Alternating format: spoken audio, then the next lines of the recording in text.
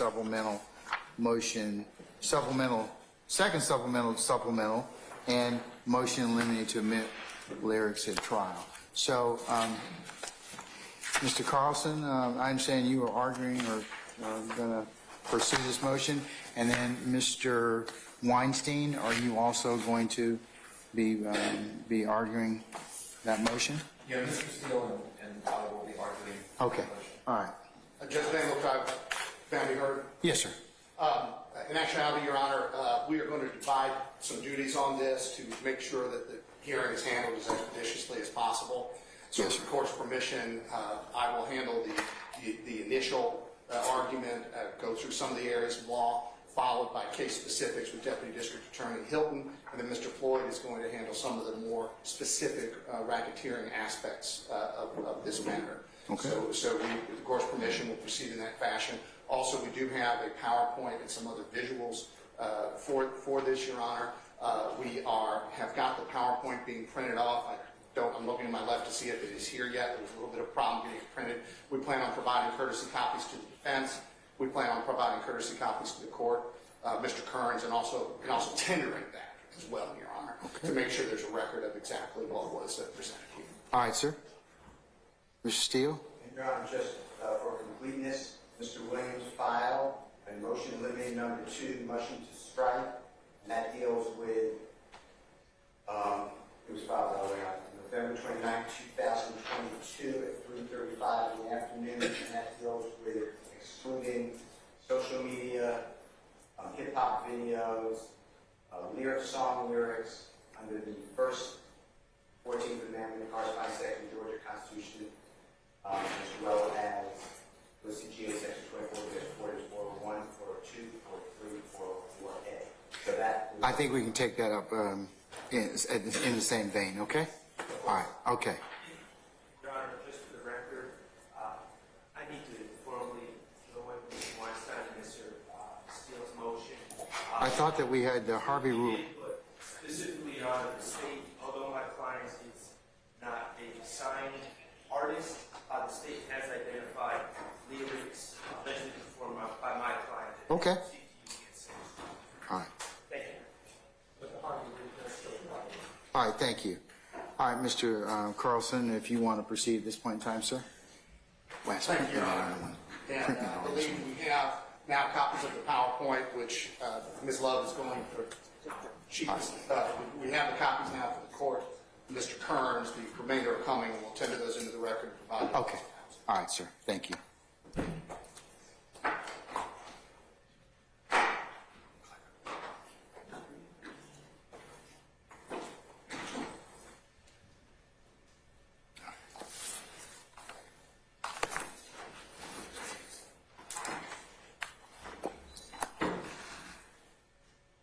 Permission to proceed, please. Oh, go ahead, sir. Yeah. Yeah, they're coming. Oh, okay. They're coming. All right.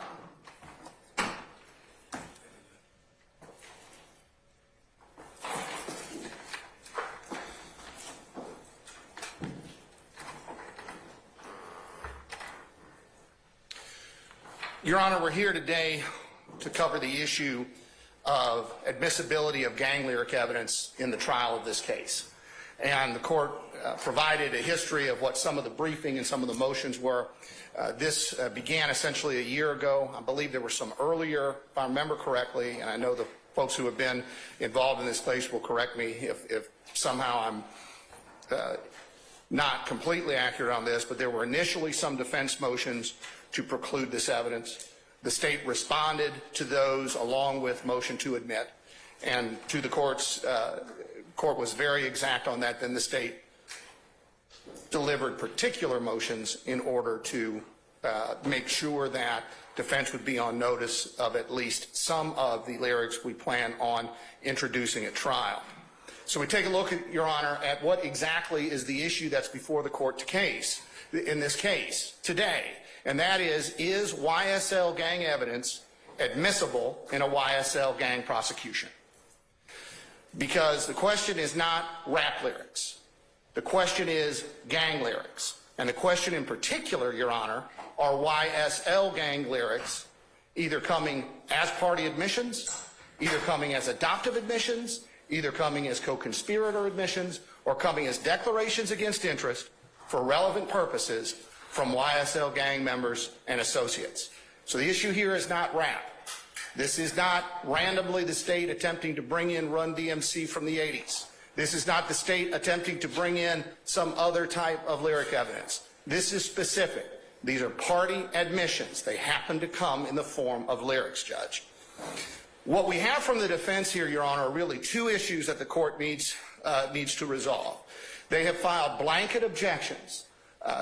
At this point, the state has not seen, or at least this assistant district attorney has not seen in the year or so this issue has been pending, any particularized objections from the defense to any singular lyric or lyric. In fact, the only lyrics that have been identified are the ones identified by the state.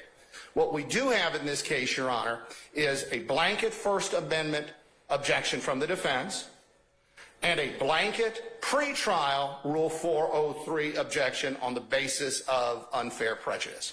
So ultimately, Your Honor, the issue for the court to decide legally here is whether there's a First Amendment bar to evidence of gang activity that appears through lyrics, and secondly, if the answer to that is no, whether or not Rule 403 somehow bars the evidence itself. Now, there is some talk in some of the materials from the defense about this being irrelevant. We're going to address all of that today. So now we take a look, Your Honor, at what we're going to address as we move forward here today. We're going to take a look at gang lyric evidence, First Amendment considerations, relevant purposes, controlling evidence rules, case-specific applications, and certain genre concerns. That'll come up throughout the state's presentation. So the state is going to proffer specific lyrics before you today, Judge, and it will be a smaller amount than was even in the state's notice. We're going to go through the statutes authorizing introduction and, of course, respond to the defense positions.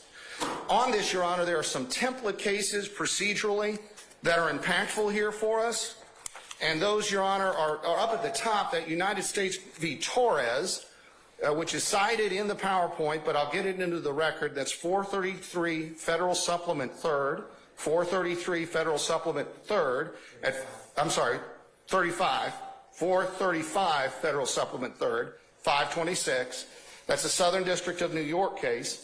And, Your Honor, that case systematically goes through, in a racketeering context, the admissibility of co-conspirator hearsay. And that's, of course, what the bulk of the defendants here will face. It also, Your Honor, discusses the needs in order to serve notice on the defense. And actually, the state is here and stepped forward and provided lyrics to the defense in lieu of any specific objection. Now, those won't be all of the ones we're sure admitted at trial, but these are ones we wanted to bring to the attention of the court and opposing counsel this time. Also, there's United States versus White at the 2023 United States Lexus 122492 site, and United States v. Taylor, 2022 U.S. District Lexus 206008, and those are fairly recent cases. One is 2023, the other is 2022, and those cases, as well as Torres, Your Honor, discuss conditional admissibility. And that is what we are looking for here, Your Honor. This is not the time, obviously, for an ironclad ruling in terms of this will come in or this absolutely won't come in. What we're talking about here is conditional admissibility. The citations, again, I'll leave these up on the screen for opposing counsel, Judge, but again, they are coming in the copies of the PowerPoint, which I understand are en route. So Your Honor, the cases there, we have, for instance, I'm looking at the Taylor case. Rather than a pretrial hearing, the government asked the court to conditionally admit the co-conspirator hearsay statements at trial, subject to a later determination that the proved exclusion, that would be the hearsay exclusion under 801, applies. So the court is going the extra mile here, holding this hearing, putting the defendants on full notice, and we're certainly prepared to identify the areas of law that authorize admissibility here. We're also going to have throughout the PowerPoint and today, Your Honor, the extent to which the state has provided the court and opposing counsel with extensive authority on the issues pertaining to the admissibility of the gang lyric evidence. Our first lyric brief, supplemental lyric brief, those were last year filed. Second supplemental lyric brief, there's an intrinsic evidence brief that covers many of the issues here. Co-conspirator declaration motion from the state, our state's gang evidence brief, and a co-defendant other act response. Throughout, Your Honor, our presentation, we, as a courtesy to the court and opposing counsel, will reference the page numbers relative to these issues where this appears. So again, there's no question about the voluminous authority that we've presented on this, and we have not received any specific authority in return at this point, Your Honor, to refute any of that.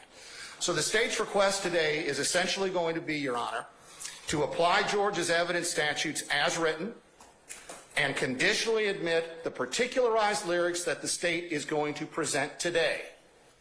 Those will be identified in this PowerPoint, and they will be fewer than in our particularized motion. That with regard to any pending lyrics, the court issue a ruling consistent with those federal decisions we've cited and the others in our briefing, that the court will hold that it will conditionally admit those subject to, as with the briefs we've identified, as with the lyrics we've identified, subject to the state laying a proper foundation, and of course a 403 assessment at trial. And lastly, Your Honor, we of course are going to ask the court to deny the defense's blanket motions to exclude these in toto. So we want to take a look first now, Your Honor, at the fundamentals of the law that apply here and what are the authorized purposes for the admission of gang evidence. There are three areas, and ironically this comes out of this division, some of the academic research, likely the defense would appreciate, at least in terms of the conclusions, but the divisions are very helpful. Does the lyric evidence go to prove the corpus delicti of the crime? Is the lyric the offense in and of itself? And that's not the situation here. This is not a threat case, a true threat case. We'll get to that momentarily. And then the next two areas, does the lyric evidence provide proof of the criminal act, circumstantially or direct? And that's going to be determined by the charging statutes in this case, the racketeering statutes, the gang statutes, and any underlying offenses that we have. And then secondly, does the gang evidence, lyric evidence, demonstrate in any way the mental state of the defendants? And that, of course, Your Honor, would be informed by those same statutes. We're talking relevance here. So is somehow the lyric going to prove or demonstrate an element of one of those offenses? And that's really the issue if we're not on what's called a true threat case. And we have a chart here, Your Honor, and my colleagues are going to bring down a board with this, if I may step over to it, Your Honor. Yes. Permission. You have permission to move out the courtroom, sir. Thank you, Judge.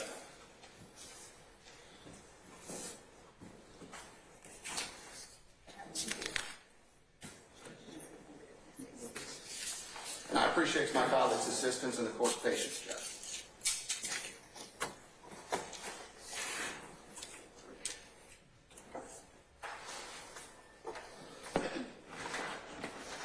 So, Your Honor, there are two primary paths to admissibility here. We have the gang evidence, and then the question is, does the lyric form the corpus delicti? Is it the thing being prosecuted? Then that is the only time the First Amendment becomes an issue. And then if it is a true threat case, then the lyric evidence can be admitted. That is not the situation in Mr. Carlson, Ms. Love, would you do me a favor? Can you hand the media in the front row these particular documents? Yes, Your Honor. Because they can't see. Yes, Your Honor. All right, we have documents too. They're coming. And I would note for the record, it is Have they been otherwise copied as of yet? Some of them. Can we handle as many as we can at this point in time, madam? I'll just recess and play. Just give me a second, Mr. Steele. We'll see what we can do to help you out. Thank you, sir. I'll have copies for everybody, so stop looking at me like, where's mine, okay? But that's the best I can do for you.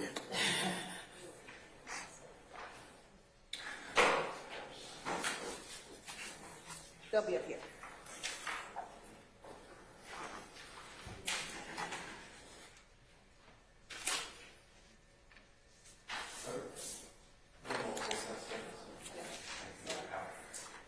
This is Ms. Love, did you give out the PowerPoint to some people? Yes, the Reed attorneys have the PowerPoint. The other ones are on their way. Who had the PowerPoint? Wes Moreland, Mr. Shard, and Ms. E. Williams. Is that Shard on this PowerPoint? No. We're handing that out. That's what she's sending out.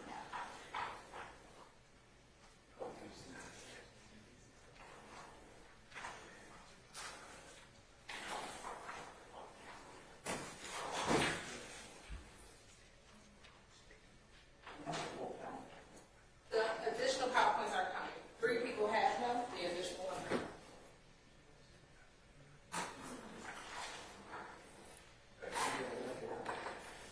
All right, can we proceed now? The other, you all will get, everybody will get copies in just a minute, okay? All right, so go ahead, Mr. Carlson. Yes, Your Honor. So, Your Honor, again, we only get to a First Amendment concern if we have what's called a true threat case, and that is if the speech in question, lyric, constitutes a threat, and that is what's being prosecuted. Now, there are 2 which ultimately become 1 other paths to admissibility, and these are the ones we're dealing with in this case. Does the lyric represent proof of the actus reus or mens rea, the criminal act or the criminal intent of what's being charged? And that's the situation we have here. It's free from any First Amendment consideration, and as we see from this charge, these 2 areas are where the rules of evidence control. So we see, we proceed, Your Honor, to, first of all, the issue of logical relevance under Rule 401. Does the lyric, in this situation, somehow make a fact at issue more or less likely to have occurred? That's a minimal and very liberal standard. If the answer to that is yes, we then will move forward. Well, we determine whether or not that answer is yes, Your Honor, by looking at the criminal charges in the case. And here we're going to look at what are the elements of proof, what kind of circumstantial and direct evidence is admissible in a racketeering, criminal street gang act, or any of the other offenses that we have here, to include murder. And if the answer is yes, this lyric would somehow make something more or less likely to have occurred there, we go to Rule 402.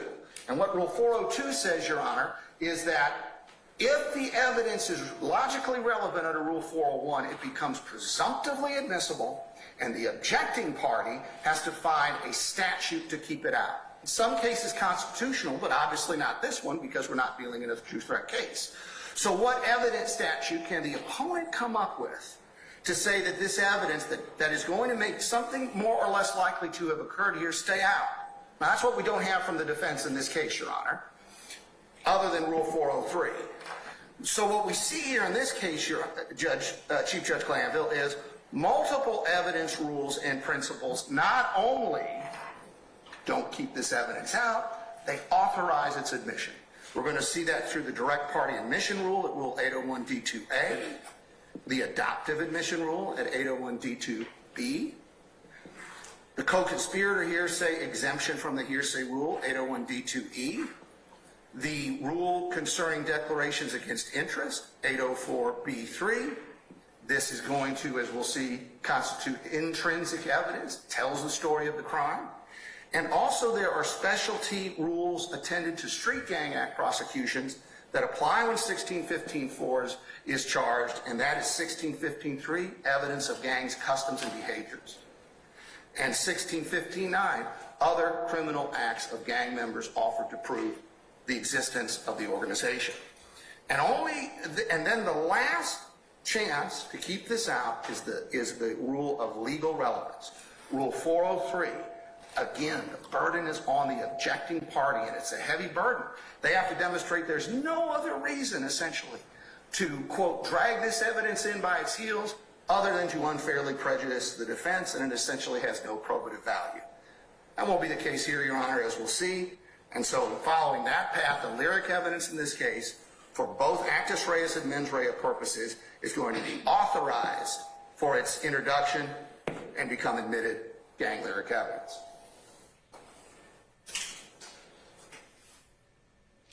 So moving forward, Your Honor, to address, first of all, the defense claims that we have a constitutional First Amendment issue here. And where the First Amendment protection kicks in, and this is Counterman versus Colorado, brand new case from the United States Supreme Court, 143 S. Court 2106, 143 Supreme Court 2106, that the First Amendment protection comes in if it's a true threats case. Again, we don't have a terroristic threats charge related to any lyric here, so the First Amendment argument is out. Same goes under Georgia law, Harrell versus State, again in our materials for the spelling, 297 Georgia 884. So, Mr. Carlson, if I can interrupt you. So the defense contention that these particular lyrics or poetry, artistry, speech against the artists themselves, is that why they're not applicable under the First Amendment? That's correct, Your Honor. That's correct. That is a weight, not admissibility issue, as the cases we'll get to demonstrate. But that is an excellent question. And again, that position circumnavigates its way around the actual issue. Whether they claim it's artistic expression or not is irrelevant in terms of a constitutional analysis. The constitutional analysis is, are they being prosecuted strictly for that expression? And the answer here is no. And their argument in favor of their position actually answers that question affirmatively for the state. Okay. All right. All right, continue. So we go to the next issue, Your Honor, and clearly the court is on top of these issues because this is our next slide. United States Supreme Court authority. The First Amendment does not prohibit the evidentiary use of speech. Here the lyrics are being presented to prove things like the nature of YSL as a racketeering enterprise, the expectations of YSL as a criminal street gang. We've got party admissions for even the offense of murder here. This is evidentiary use. This is not pillorying any of these defendants for the lawful exercise of their First Amendment right. This is bringing this in as evidence of criminal offenses, and there's no First Amendment right for any of the offenses in the current indictment. Those aren't modes of expression, Your Honor. So this is evidence to prove the crimes, and we see United States versus Carpenter there from the Second Circuit. There is no bar to the evidentiary admission of rap lyrics where the artistic expression is not itself the proscribed conduct. And that is dealing specifically with the First Amendment 2022 case. So we move on, Your Honor, to a very insightful line here from this Eastern District of Pennsylvania. Simply put, individuals cannot immunize themselves from criminal liability by expressing their intent in a rap video. Imagine for a second, as we pointed out in our briefing, Your Honor, if someone actually said, well, had the Unabomber's manifesto been set to music, it never could have been used against him in court. And that's essentially what the argument from the defense here in this case is. That's why we've said in our briefing it fails reductio ad absurdum analysis, Your Honor. The importance of context, we are aware that the Johnny Cash metaphor is here, but no one's ever come up with, to this assistant district attorney's knowledge, Your Honor, proof that Johnny Cash was ever accused of murdering a man in Washoe County, Nevada. Had that happened, his lyrics would, in all likelihood, have been used against him. So there's a difference, Your Honor, between an abstract musical expression or any other kind of artistic expression that can't be linked to the charges and the behaviors accused in an indictment. So looking at that in a vacuum is exactly what should not, and then trying to conflate it with the facts in a case like this or any of the other cases where this has been done, is just not the analysis involved. Another insightful line, Your Honor, this time from the Eastern District of New York. The defendants have to find an evidence rule to keep relevant evidence out. And there's no exception for art in the federal rules of evidence. Perhaps that's why the request to you is essentially to create a rule in this case, which is obviously not what the structure of our government allows. So we see this is not a situation where the rules of evidence can be suspended. Right here to the court's question from a moment ago. The defendant may argue he took certain creative licenses with music, but that goes to the weight of the evidence, not its admissibility. That's a jury issue, Judge. Was this true? How true was it? If it moves the needle on relevance, then it's presumptively admissible, and that's what cross-examination and opening statements and final arguments are all about. And let's take a look at the genre-specific issue, Judge. The same rules that the state is relying on to introduce the lyric evidence here has been used across the country in hate crime and hate group prosecutions to get in the material that they inundate themselves with. This United States v. Cannon is an example of that. Speech-based evidence to support a finding that the crime was motivated by racial hatred. Again, Your Honor, we are asking for the same rules to apply here as they would anywhere else. And that's not to say there's a moral equivalency between the gang lyrics in this case and hate lyrics in some other prosecution. But there is a legal equivalency, Your Honor, between the rules that apply, and the rules that apply say that this becomes admissible. So, Your Honor, there's no First Amendment bar to the use of the YSL gang lyrics as evidence of YSL crimes. That's not something that's constitutionally prescribed. And we see here over to the right of this slide in our first lyric brief, supplemental lyric brief, and second supplemental lyric brief, the extensive authority from Georgia, from federal courts and state courts all around the country that really are in unison on this. So now we go to the next issue, Your Honor, whether or not gang lyric evidence can be used to, or how, because we know it can be used to prove criminal intent or a criminal act. And we have this case from our Court of Appeals that says right there, both this court and our Supreme Court have held that a trial court does not abuse its discretion in admitting evidence when a defendant's written lyrics, when that evidence is relevant to some issue in the case. Not every issue, not all issues, some issue. Is there one element of proof that somehow this lyric evidence is going to make more or less likely have occurred? That's the test before the court, according to our Court of Appeals in Ward v. State, 339 Georgia Appeals 621, 339 Georgia Appeals 621. And quite frankly, Your Honor, we are not going to isolate it to one. So we see those two rules that now apply. Our Rule 401 liberal relevant standard set forth there in Booth versus State, and then Rule 402, the cornerstone rule of our evidence code that says all relevant evidence shall be admissible except as limited by constitutional requirements, which don't apply here, or as otherwise provided by law. Now, Your Honor, Rule 402 has been actively used by our Supreme Court to take away former common law restrictions to the introduction of relevant evidence, but also to preclude exactly what the defense is asking for here, judicially architected rules of exclusion. And that is what the defense is asking for here. Call it art, keep it out, ignore the work of the General Assembly. So we go forward, Your Honor. As we head into this now, relevance is determined by the elements of the offenses as to both actus reus and mens rea.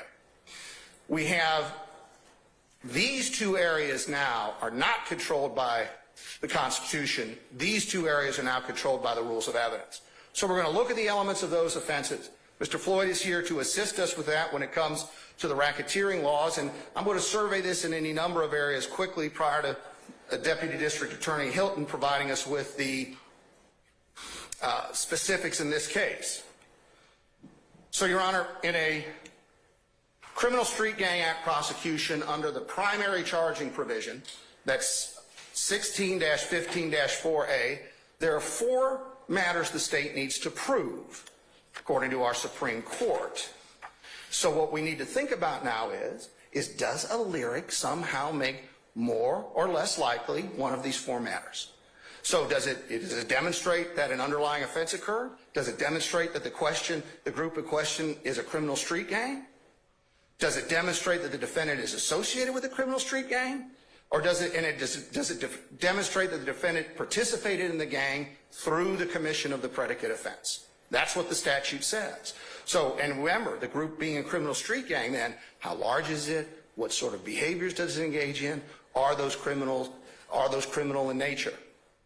And this is the diagram used in front of the Supreme Court, essentially, Judge, to demonstrate how this 1615-4A statute works. So does in this case, lyric evidence somehow show that the defendant, the person there, is associated with the gang? Well, we're going to have plenty of evidence of YSL, we're YSL. Clearly, does it demonstrate that the group's a criminal street gang? We're going to hear through these lyrics about all the crimes they commit, who their rivals are. Does it demonstrate then that the offense in this case occurred there at the lower right? Absolutely, Your Honor. There are going to be direct admissions to the criminal conduct, some of that which is charged in this indictment. Some of it, I understand, connects to overt acts. And then lastly, does it show that the defendant participated in the gang through the commission of this offense? Is this the sort of offense that YSL commits? And of course, that context is what is going to be provided by the lyrics themselves.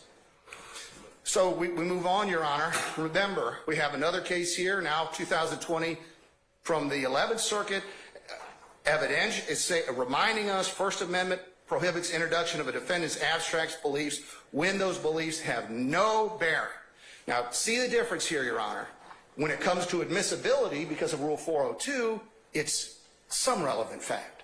When it comes to excluding the evidence, let's say, on First Amendment grounds, where it has no bearing on the issue to be tried, and the evidentiary use of speech to establish the elements of the crime or to prove motive, actus reus mens rea, does not violate the First Amendment. So we continue, Your Honor. We've got a reflection here from a federal court about how lyric evidence is widely admitted across the country. And as we just showed, not just in gang prosecutions, in supremacist prosecutions, in hate group prosecutions, Your Honor. And again, we're asking for the same rules to apply here. So, in terms of analysis of Rule 401 and 402, we see in this slide where that has appeared in the state's briefing. Again, have not received any specific authority or argument to refute that. So now we look at actus reus, Your Honor. The relevant purposes. Somehow, the lyric in question provide proof of the underlying crime occurred. That would be under the racketeering analysis, that would be under the gang analysis, or that would be also under the analysis of just what does this lyric prove? Does it constitute an admission or adoptive admission or something incriminating connected with a murder? Does it prove the existence of the enterprise of the criminal street gang? Are they talking about YSL as something that exists? If the answer to that is yes, it's relevant. We go down the line to 402, and then the question is, what statute was provided to keep it out? Does it prove the nature of the enterprise of the criminal street gang? What sort of behaviors are being described in these lyrics? Does it prove the defendant is associated? Is he talking about he's part of it or we're part of it? And lastly, does it prove participating in it? Are they talking about I'm doing things for this organization? We're going to see all that here in a few moments, Your Honor. So then we take a look at additional offenses beyond just 1615-4 that are going to open up for more relevance of use of this lyric evidence, Judge.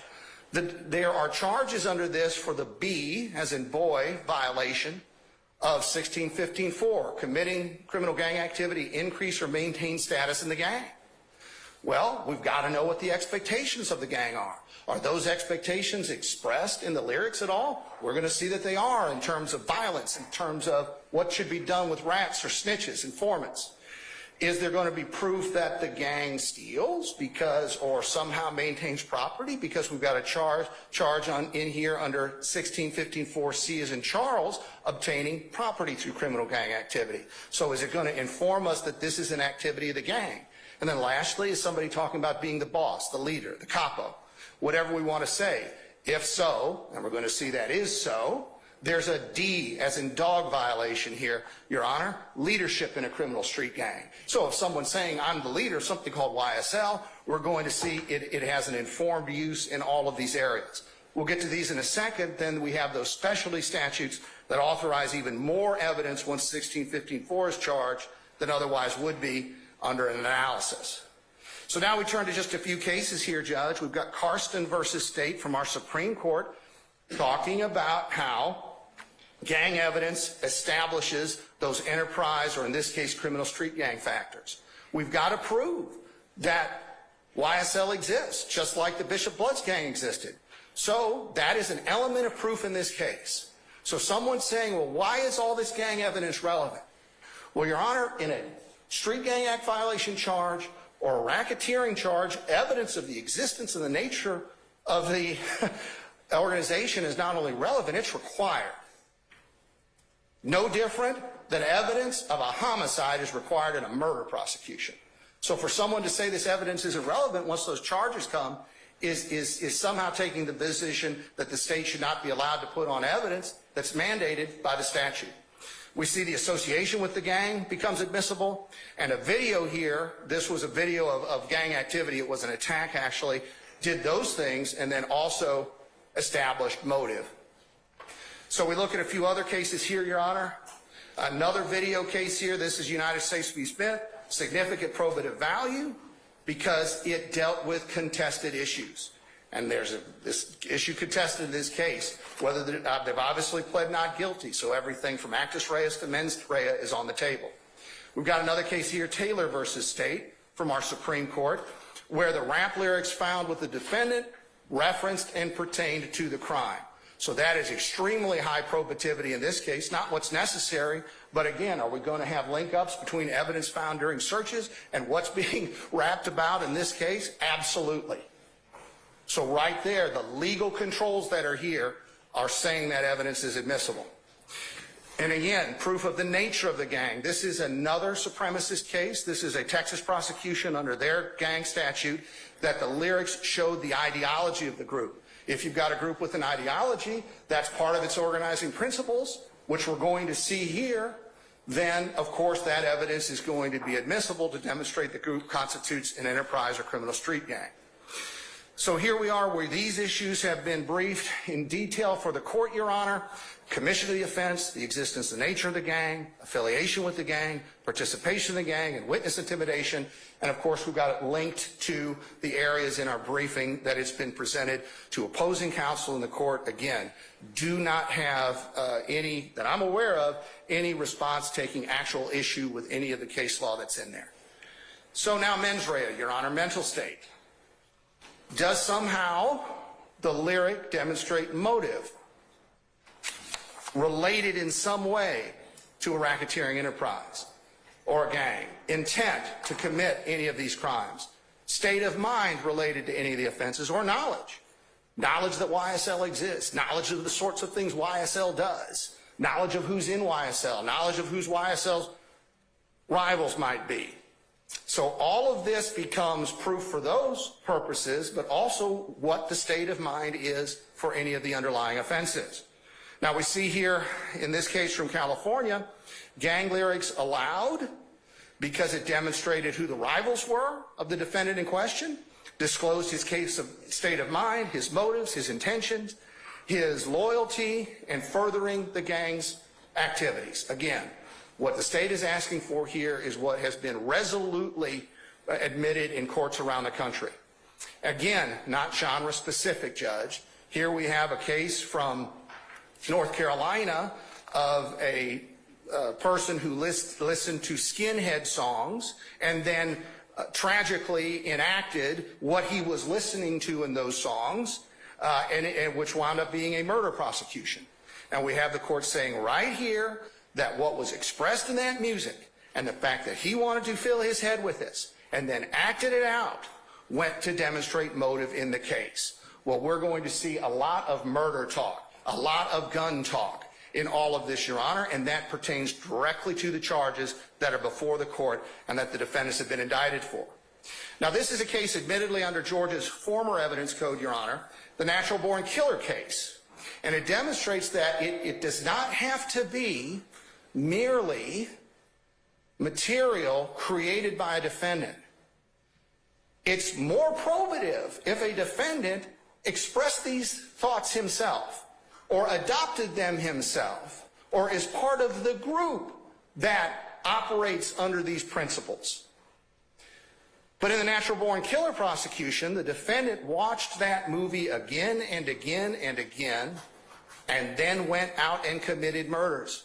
So the district attorney was allowed to show at least one murder, to show that film to the jury so that the jury could see what was encouraging and influencing the defendant. He was filling his head full of that kind of violence. If I remember right in the opinion, he even wanted to be called the Natural. He had a nickname related to the things he idolized or watched, and that was allowed. Now, the old bent of mind term is used there, Your Honor, but this is not a 404B case, but I wanted to disclose that to the court. But we see, again, now, what are the defendants, in this case, what are they taking in? That type of material, we're going to see shortly. So again, on the mens rea issue, Your Honor, we've got our briefing on this in this slide. We will make it part of the record, but we see we've extensively briefed it. Again, do not have anything to challenge that from the defense. Now, there's the principle of intrinsic evidence that applies to your judge. This lyric evidence is intrinsic. It's intrinsic to underlying crimes where it reveals the behaviors of the speaker. It's intrinsic, Your Honor, because it tells the story also with relation to the racketeering and gang charge, because it helps tell the story of this gang.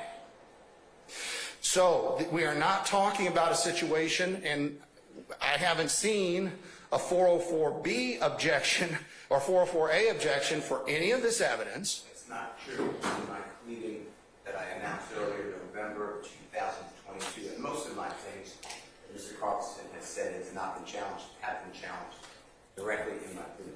Yeah, I see a 404A objection. But Well, I stand corrected, Your Honor. I did not have any recollection of it, and I apologize to opposing counsel. Your Honor, we also filed a 404B objection in the filing this morning, which I'm sure Mr. Carlson sounds like he hasn't seen yet. Well, that was inadvertent, Your Honor, and certainly, but let's take a look. Do we have anything to say definitively that somehow the lyric evidence in this case is not part of the same transaction or series of transactions necessary to complete the story, inextricably intertwined, dealing with the change of events, explaining context, motive, setup of the crime, or as an integral part of the account? This is a YSL prosecution. YSL has been designated an enterprise. YSL has been designated a criminal street gang. The behaviors, expectations, proclamations of YSL members and associates, of course, represent intrinsic evidence. And, of course, in gang cases, intrinsic evidence is admissible. Here in Fleming v. State, 306 Georgia 240. Gang affiliation, completed story of the crimes, enabled the state to explain the authority of the defendant in the gang. We've got a D charge here of leadership, Your Honor, and that the shooting was retaliatory. We've got what the state believes it'll prove is a retaliatory shooting of a high-ranking gang member. Of course, that's exactly what we have in this case. That's exactly what the courts call intrinsic evidence, immune from 404B. So we've got now these specialized evidence statutes, Your Honor, and 1615.3 was amended in 2009 to broaden its scope. But admissible by statute, Your Honor, are such things as common name or common identifying signs, distinguishing characteristics, including but not limited to common activities, customs, or behaviors. Do these lyrics demonstrate what's being conveyed to the world as the behaviors of YSL? Yes. Do those have a link in the charges in this case? Yes. Admissible under 1615.3. And now do we have evidence of commission, adjudication, conviction of an offense enumerated in 1615.3, the other part of that, the part of that that defines criminal gang activity, is admissible if it's committed by any member or associate of the criminal street gang. Now there's another part of 1615.9, Your Honor, that was deemed unconstitutional. That's not the part we're talking about here. That was a bypass of Rule 803.24, I believe. But that's not what we're talking about here. So we've got additional provisions allowing us to bring in what is clearly intrinsic evidence. So we take a look now at where this has been. And again, Your Honor, we've got this voluminous authority in our supplemental lyric brief, intrinsic evidence brief, co-defendant other act response at 2 to 3. So we had this type of briefing in response to refute any of that. We'll let the record speak for that, Your Honor. So now let's take a look at that next section.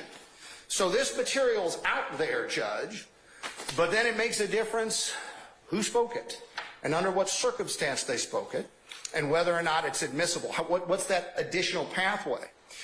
These really, quite frankly, Your Honor, is the responsibility of the defense to provide, hey, that relevant evidence has to stay out for this reason, for that reason. This statute keeps it out. But here the state is going the extra mile to provide the court with the fact that these statutes say it comes in. Now, there are three types of admissions, and Your Honor, as we know, the court well knows, this is for the record, an admission is a classification, not a definition under the rules of evidence. So an admission means the statement came from the other side. In this case, one of the defendants. It doesn't have to admit anything. It doesn't have to be against interest in order to be introduced into evidence. And there are three types: direct, adoptive, or vicarious. They're all going to apply here, Your Honor. So a direct party admission, Chief Judge Glanville, only has two requirements. One, the statement was made by a party, and two, the statement is offered against that party. I'd submit as well, in addition to that, that it's somehow relevant to the case, but we wouldn't be talking about it if it wasn't relevant. So that's it, Your Honor. It's not a content-based assessment there. It's where it's coming from directionally. So we now look at gang membership. Of course, we've got a case here. The defendant at trial maintained he had never been part of the gang, so his gang lyric evidence showing otherwise was admissible as a party admission against him. And that's the Minifield case there from Illinois.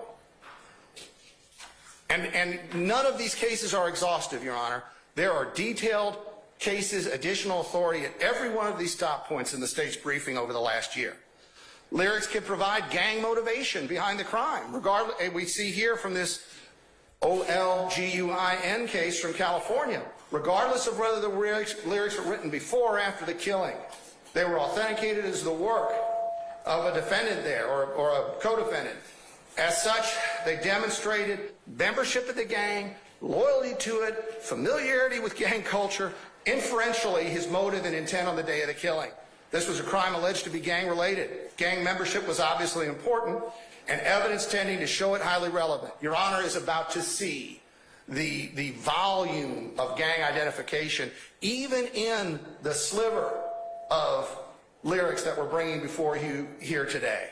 It's repeated, it is extensive, and it is persistent. Now let's take a look at adoptive admissions, Your Honor.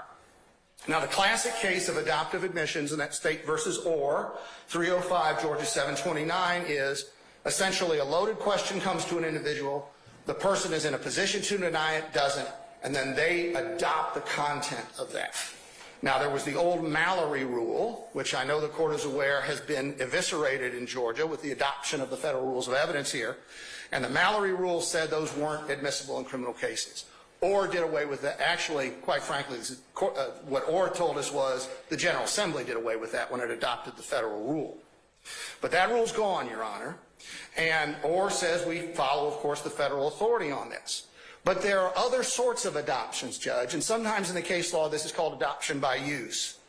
Forwarding an email, maintaining a document, or posting lyrics on someone's website.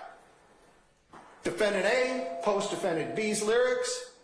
Now the individual has arguably adopted the contents.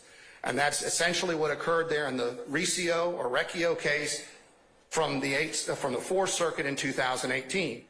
It says here, and now we're back again, Judge, to what the jury issue is. There might be a lot of reasons to post lyrics, but in some circumstances, we submit to you, a YSL member, posting, forwarding, helping to create YSL lyrics. That's because they wish to express a certain view and believe the words of an artist, including a rap musician, express that view especially effectively. Whether someone has adopted the lyrics as his own statement depends on the particular facts of this case, but we're only talking conditional admissibility here, Your Honor. We're only talking that minor standard.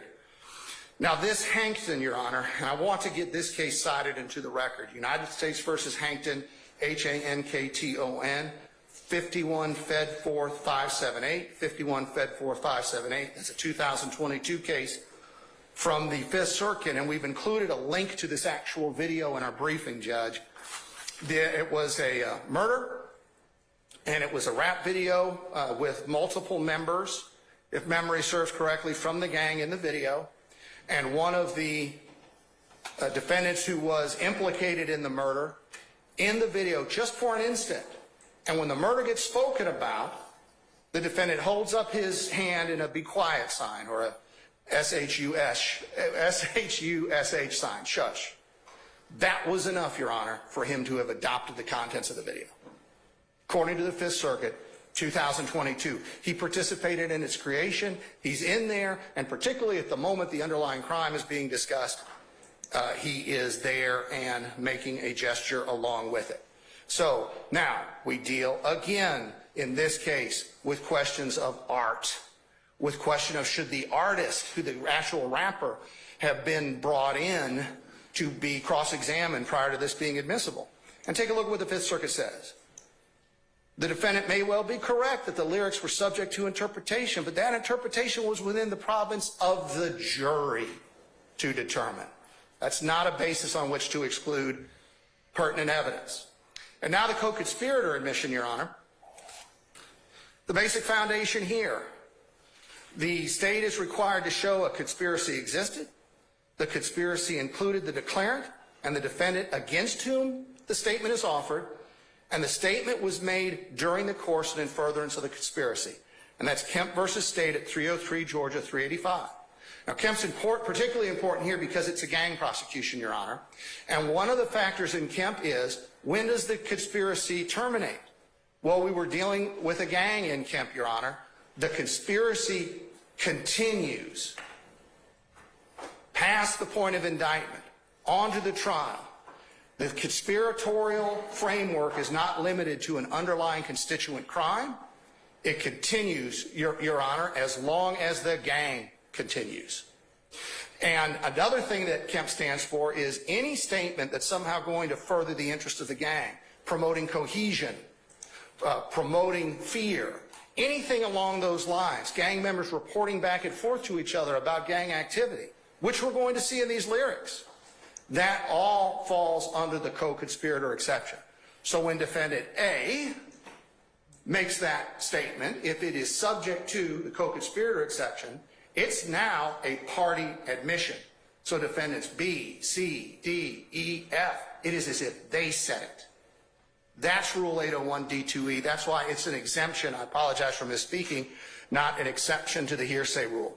And the Kemp case opened that up specifically on the gang statute. And what we had in Kemp, Your Honor, was a gangster disciple homicide. One of the three gangster disciple defendants is in the detention center. He's having a conversation with an unrelated to the case gangster disciple about that murder. That unrelated gangster disciple was able to come on the witness stand, testify about what the speaking defendant said, and then that became the co-conspirator admission of the other defendants.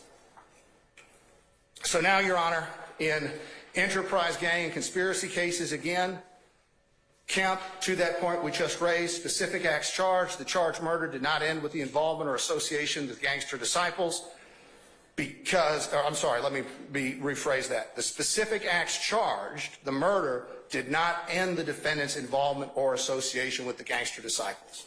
As long as they remain associated with the organization, then those co-conspirator hearsay admissions are coming in against them.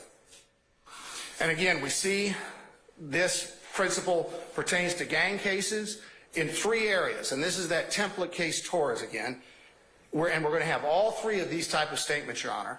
Does the statement, is it made in the lead up or during certain actions taken by the enterprise?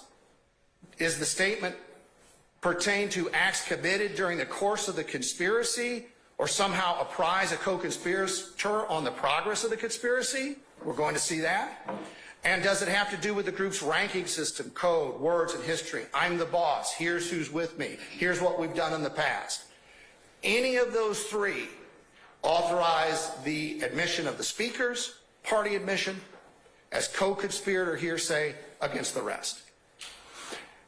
And we have this, another case here, rap tracks being allowed in as conditionally admissible in that United States versus Graham case. So we see a little further declarations against interest, Your Honor. This is when there's a dispute over whether or not it constitutes co-conspirator hearsay Is the person unavailable as a witness, someone who doesn't come in, won't come in, or it could be a non-testifying co-defendant, although usually that'll be co-conspirator hearsay? Does it expose someone to criminal or civil liability? I'm in a gang. I do gang things. I committed this offense with someone else. And are there corroborating circumstances that indicate the trustworthiness? Now, that doesn't mean it's something legal being discussed. It just says, are there surrounding circumstances there that demonstrate that the statement is what it claims to be and that it can be trusted by the court for admissibility purposes? Those apply in gang cases, as this Magnum case shows. The defendant repeated his statement about the conspiracy again and again and again and the murder to many people. Therefore, the statement, remember, of the declarant becomes admissible against everyone else if it satisfies the foundational requirements. So, gang lyrics and declarations, again, we have it here. Songs helped establish that the group was a gang. Songs helped establish that the defendant or the speaker was a member of the gang and that he went looking to assault people, I believe, in a rival gang. And that's that Ramos case. So again, all of these concepts extensively briefed by the state. The record will see whether or not there was that sort of authority provided in response. So now the last issue to cover here, Your Honor, before we get to the specifics, is the issue of 24-403, no statutory analog to that in Georgia's former evidence code, unfair prejudice. And the first thing, Your Honor, is that the defendant's 403 motion is really untimely. We see here from this Cabot Oil, Eli versus Cabot Oil case, pretrial Rule 403 exclusions should rarely be granted. So again, our request, Your Honor, for conditional admissibility, subject to us laying the proper foundation, and an at-trial 403 assessment completely comports with this authority. Excluding the evidence as being more prejudicial at a pretrial stage is extreme, rarely necessary because no harm is done in admitting the evidence at that stage. And remember, it's only matters of scant or cumulative probative force, dragged in by the heels just for the sake of its prejudicial effect, is what gets excluded at trial by 403. Now, Your Honor, in terms of lyrics evidence, this is an article by Professor Coonan from University of Georgia Law School talking about how the burden of justifying the exclusion under 403 rests squarely on the objecting party. That burden's a heavy one because discharging it requires an all-out focus only on the problems of unfair prejudice. So remember, it is not up to the state to demonstrate that this is not 403 barred. The defense has to show that this is the rare exception that 403 applies. And again, we have here gang lyrics not outside of Rule 403. Again, is this strong evidence? Yes. Is a confession strong evidence? Yes. Is a video in an automobile accident case strong evidence? Yes. But that doesn't mean merely because it's highly probative, it's unfairly prejudicial. And even that unfair prejudice is only part of the balance. To exclude it under 403, the probative value has to be minimal. And again, these lyrics are going to be all about this particular criminal street gang. So now we look again at that high standard for the defendant. This is a rap video case, not a gang prosecution. And it talks about how the video was replete with obscenities and slurs, but it's not per se prejudicial because of that. It connected to the case there in Wilson versus State, and that's a 2023 decision from our Supreme Court. And it shows the defendants boasting about making money, just like the lyrics in this case. Boasting about being in the violent drug trade. Again, we're going to see, perhaps not today, but ultimately, those types of references. And again, demonstrating again, Your Honor, while it might be highly prejudicial, it's not illegally prejudicial. It's not excludable by 403. It had a high probative value, and it says right here, this is not a question of evidence that could inflame the passion of a jury for a reason irrelevant to the guilt or innocence of the defendant. Again, part of the defense's burden here is to demonstrate how irrelevant this evidence is to YSL and to the charges, and not going to be able to do that. Again, not genre specific, Your Honor. We have this Magleby case from the 10th Circuit, another supremacist song. The lyrics of the song were harmful to the case, but were harmful to the defendant's case, but that didn't mean they shouldn't come in. And remember, Your Honor, in most of these supremacist hate group type cases, the defendant's someone who listened to the material or possessed the material. Well, that's obviously of a lower probative value than when the person's producing it, which is what we have in this case, and passing it around to each other, and even more than that, putting it out for the whole world to hear. So, public dissemination, to that point just raised, decreases that prejudice.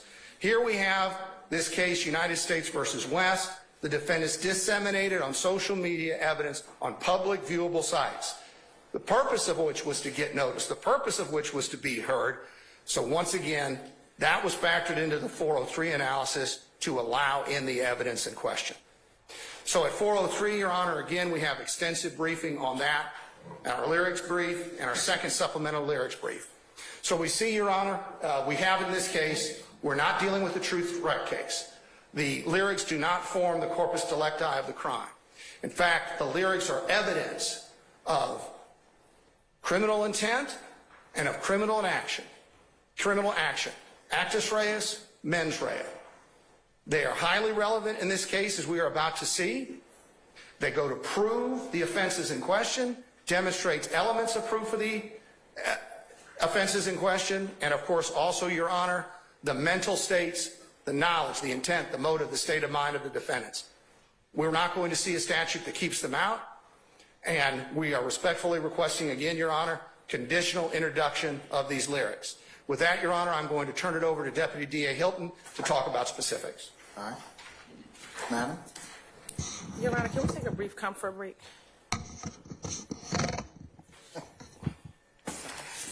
And we need to pass out some items to defense counsel. And Let's take, could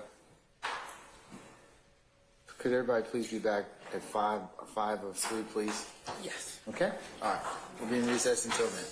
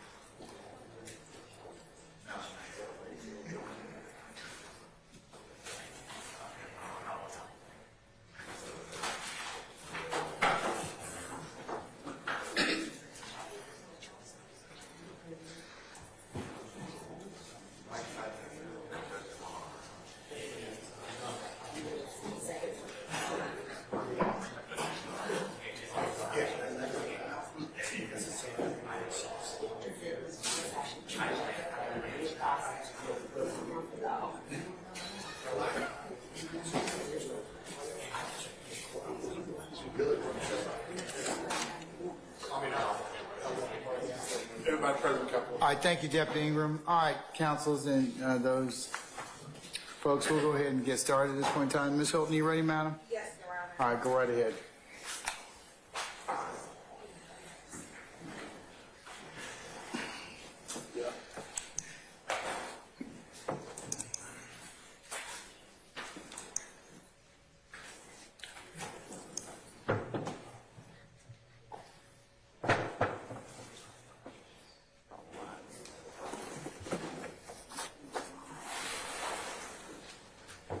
Your Honor, my screen is sharing. Give me 1 second. Do we have share? I got it. You should. And do you all have a copy of that? I gave mine away. We're having a happy brother. Here, Your Honor.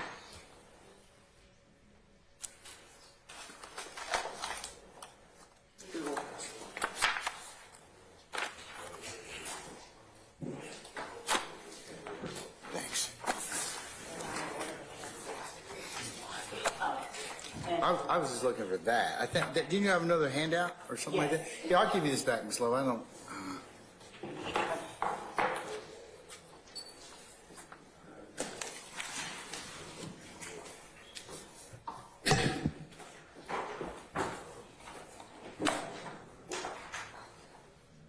There. Thank you. you're welcome.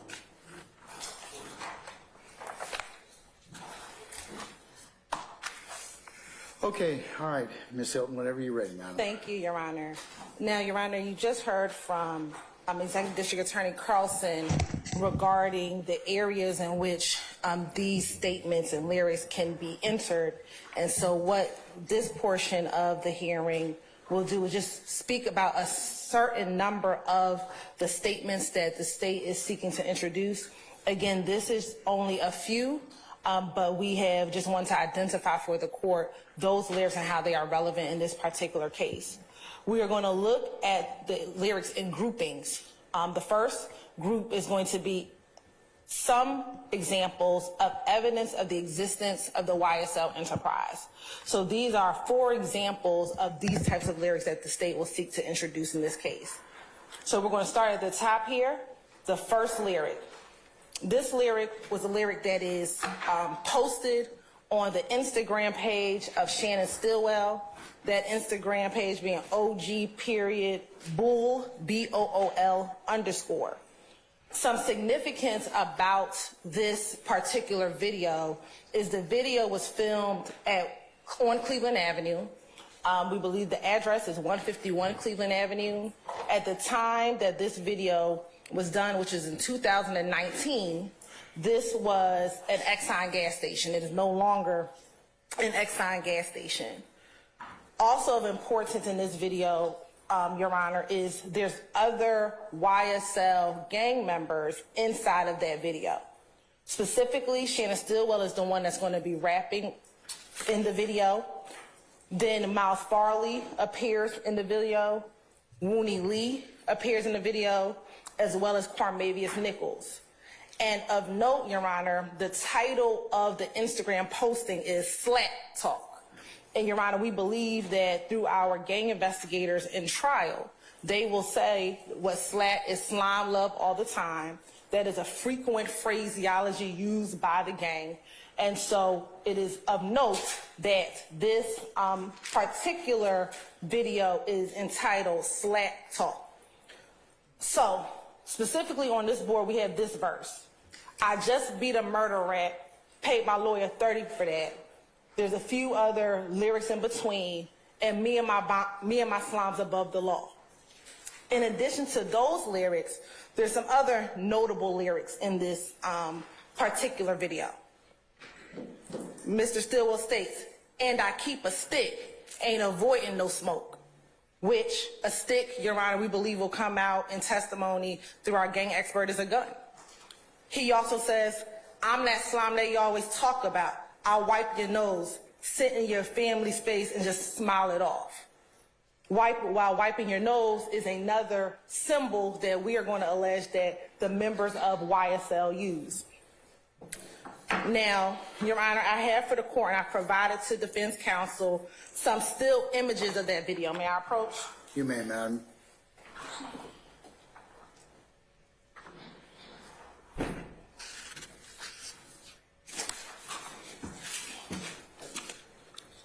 Now, I'm going to talk about some of the imagery inside of the still copies of this video, and this video was provided to defense counsel in discovery, the actual full video, but some of the significance of the video. So, Your Honor, as you see in State's Exhibit number 1, Mr. Stillwell is bending down. He is wearing a YSL chain to show his a part in the enterprise, him being associated with that enterprise.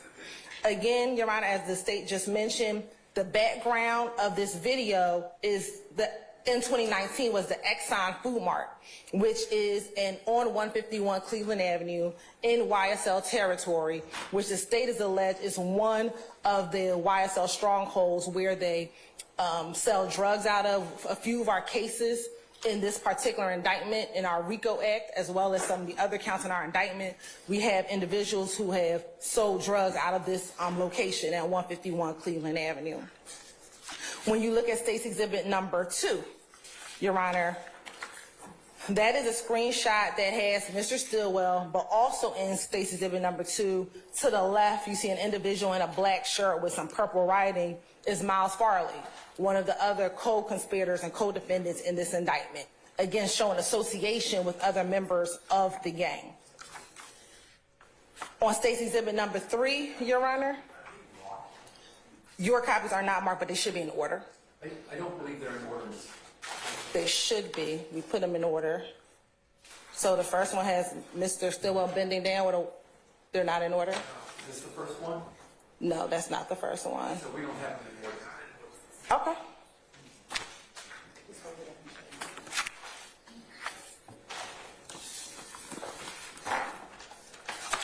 State's Exhibit number 1.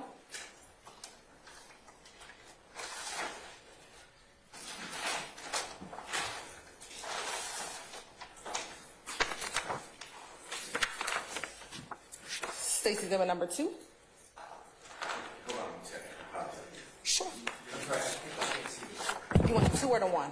I saw the one. Could I see the two, please? I think Mr. Steele wanted me to hold on number 1. Sure.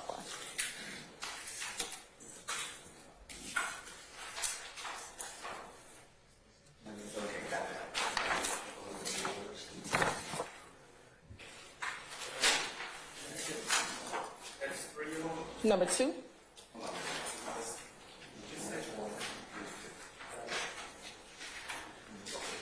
Let me see.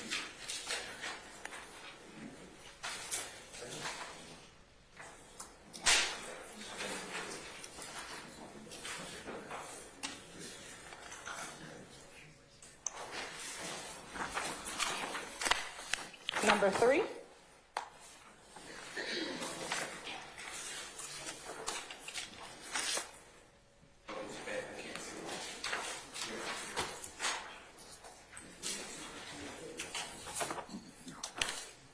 Haven't been made any yet, no. Yes. Next, Your Honor, I'm going to do it simultaneously. Will be State's Exhibit number 4. State's Exhibit number 4 has Mr. Quamavius Nichols and Mr. Stillwell in that image, again showing association with each other.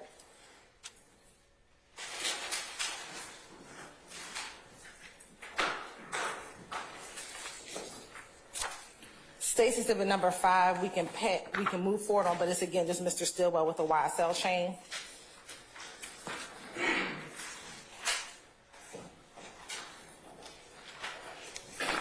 And then Your Honor, State's Exhibit number 6 is Mr. Stillwell throwing up what the state will allege is one of the YSL gang signs.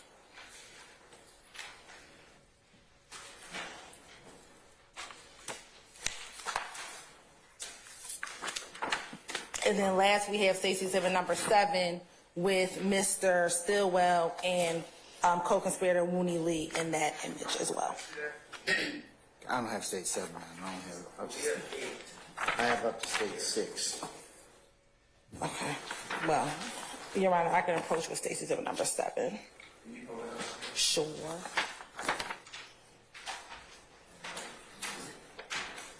Thank you. You're welcome.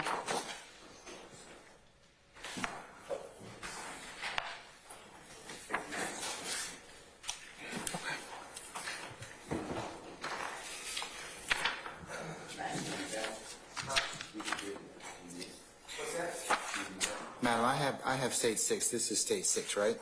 No, that's 7. You said you didn't have 7, Your Honor. Hold on. Either it's mislabeled or...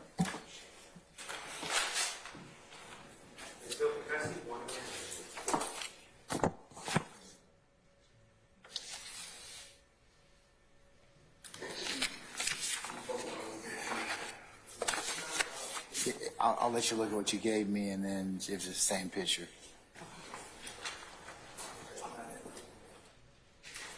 I only have through 6. That same one or a different one?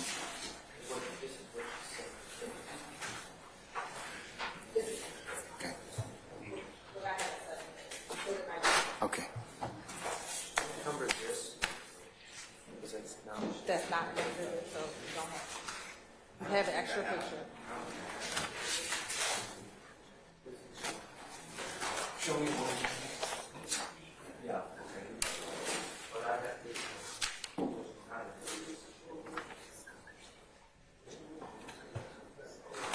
Can I see your packet?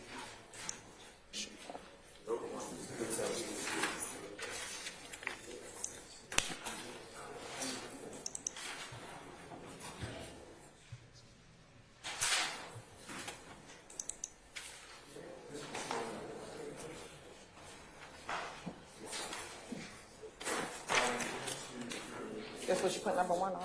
Right. That is it? No, but I was telling him. Okay, but you have it. So we can move on. Okay, You can move on and then we all figure out what's going on. okay. So, Your Honor, those are some of the still images from that particular video. And so some of the lyrics, I just meet a murder rap, pay my lawyer 30 for that. What we have, Your Honor, is in and around 2019, in and around that time, Mr. Jackson Stillwell is speaking of his initial charges as it relates to the shooting of Donovan Thomas. Around that time, Your Honor, those charges were initially dropped, but of course he was reindicted on that indictment, reindicted on those charges in this indictment.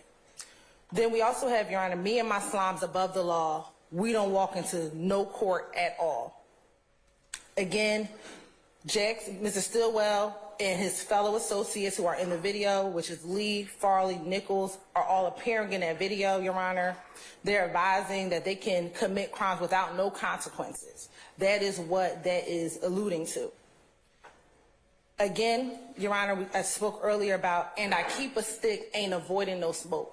Mr. Stillwell is charged in this indictment in count 2 of this indictment with murder, in which we are alleging and charging that Mr.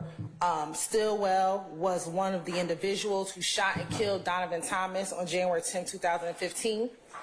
We are also alleging in this indictment, Your Honor, on counts 49 through 54, as well as inside the count 1, the RICO conspiracy, that Mr. Stillwell murdered Shamel Drinks with a gun.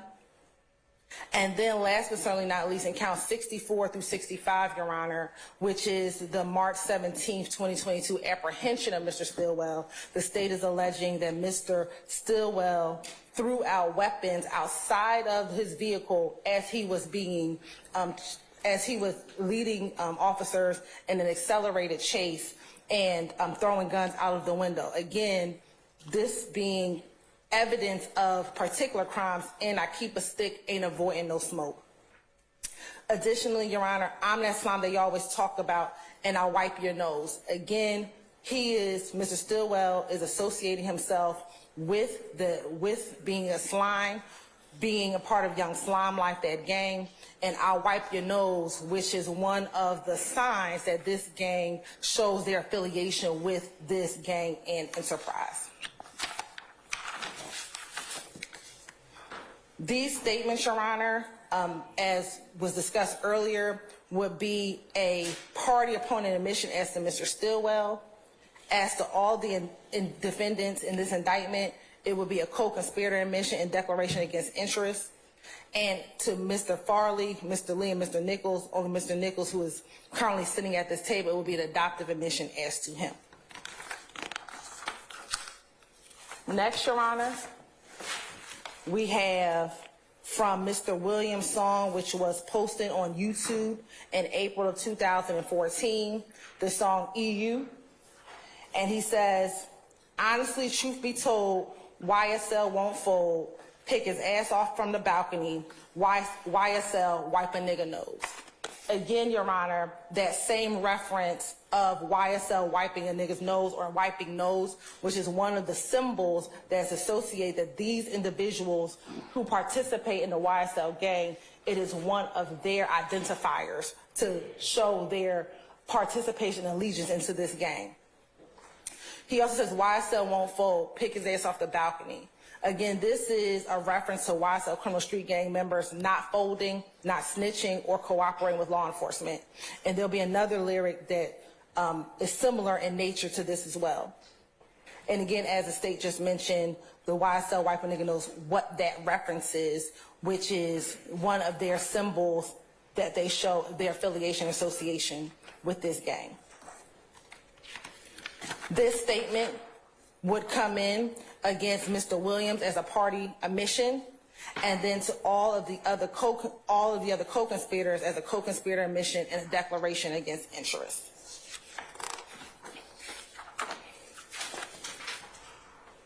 The third lyric in this grouping of lyrics would be from the song Really Be Slime. Now, this is a song on the Young Stoner Life, Young Thug, and, excuse me, this is on the Slime Language 2 album, Your Honor, which is a compilation album, which is a compilation album by Young Stoner Life, Young Thug, who was Jeffrey Williams, and Gunna, who was Sergio Kitchens, both Mr. Williams and Mr. Kitchens being co-conspirators on this in this indictment. And we have an individual by the name of YNW Melly, who says this as the chorus. My niggas really be slime, and we committing them crimes. Hop out and shoot. And then we have B Slime, who was another, who was an individual who was not, who's an individual who was not charged in this indictment, but he says, wanna be slime, go catch you a body. Here, Your Honor, in this case, again, for count 1, Rico, my niggas really be slime and we committing them crimes. We have all of the individuals in this indictment charged in the predicate act. Each and all defendants are charged with the 191 overt acts, some of which are predicates.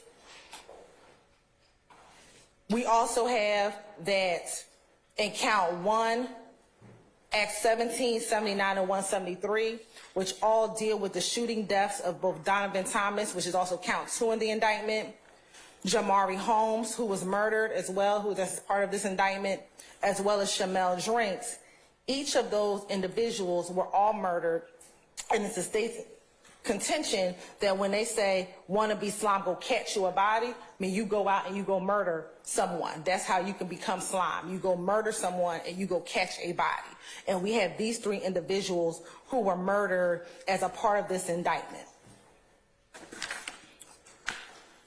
When you look at this particular admission, Your Honor, again, these admissions go to show the enterprise because of how this song shows that these individuals talk about being slime and being part of YSL. Again, slime being one of the phraseologies that each of these individuals call themselves or talk about being a part of YSL. We also show that these statements would come against all of the defendants as a co-conspirator admission and a declaration against interest. It would come against Mr. Williams as an adoptive admission because he is the person who put this compilation CD out. So these statements would be, as to him, a adoptive admission, as well as to Mr. Sergio Kitchens, it would be an adoptive admission as to him as well. Also significant, Your Honor, with this particular case is that the front covering of this particular album, Your Honor, has some significant value. The cover of this Slime Language 2 album has a gold frame with a snake coming out of the top of the frame. The snake represents another symbol that YSL gang members use when they are speaking in text messages, when they are speaking on Instagram. They use that as one of their symbols. And so it's significant, Your Honor, because again, this gold, and I have a picture for the court, it's gold and it has these two snakes coming out. Mr. Williams is inside of the picture here wearing green. Again, the color that we believe our gang experts will testify to is the color that this gang uses.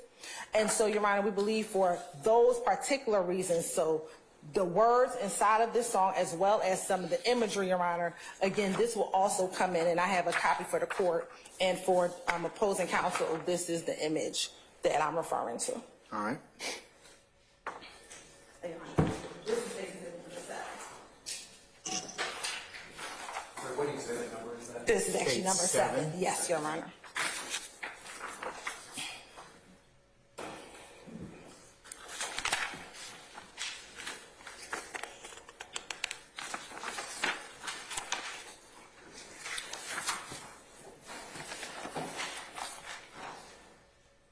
Now, Your Honor, the last song, or the last, statement within this particular category is going to be a statement from the song Slime Shit.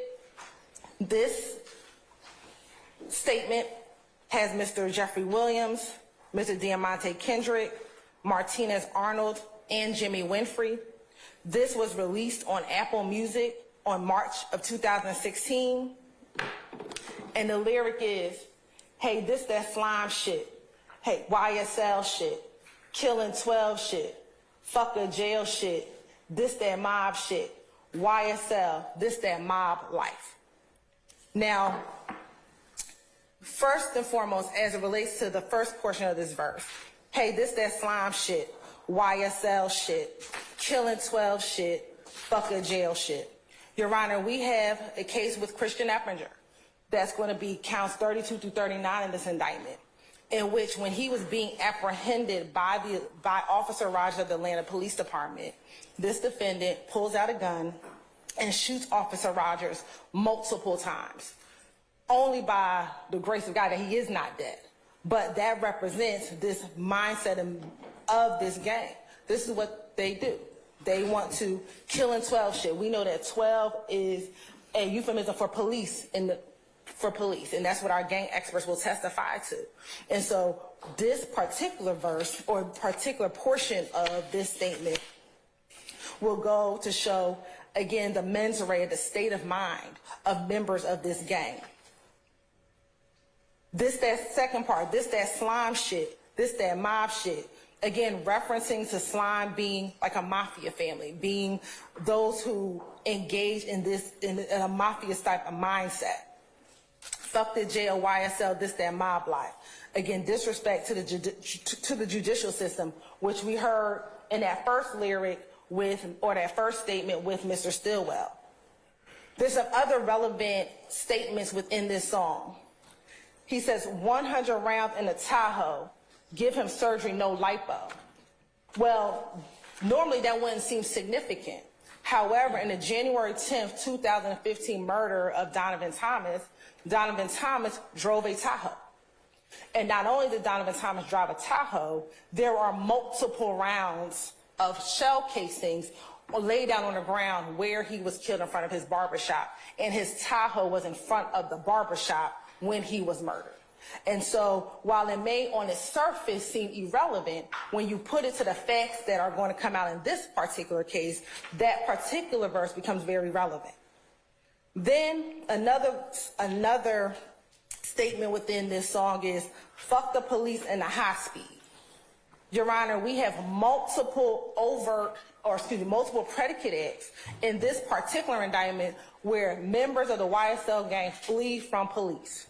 We have Marquavius Huey in November 2021, who leads the police on a high-speed chase when they're trying to apprehend him for an armed robbery that he committed.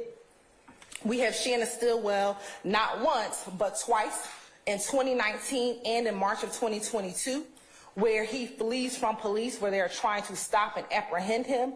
Your Honor, you have had the occasion to see one of those videos of that chase.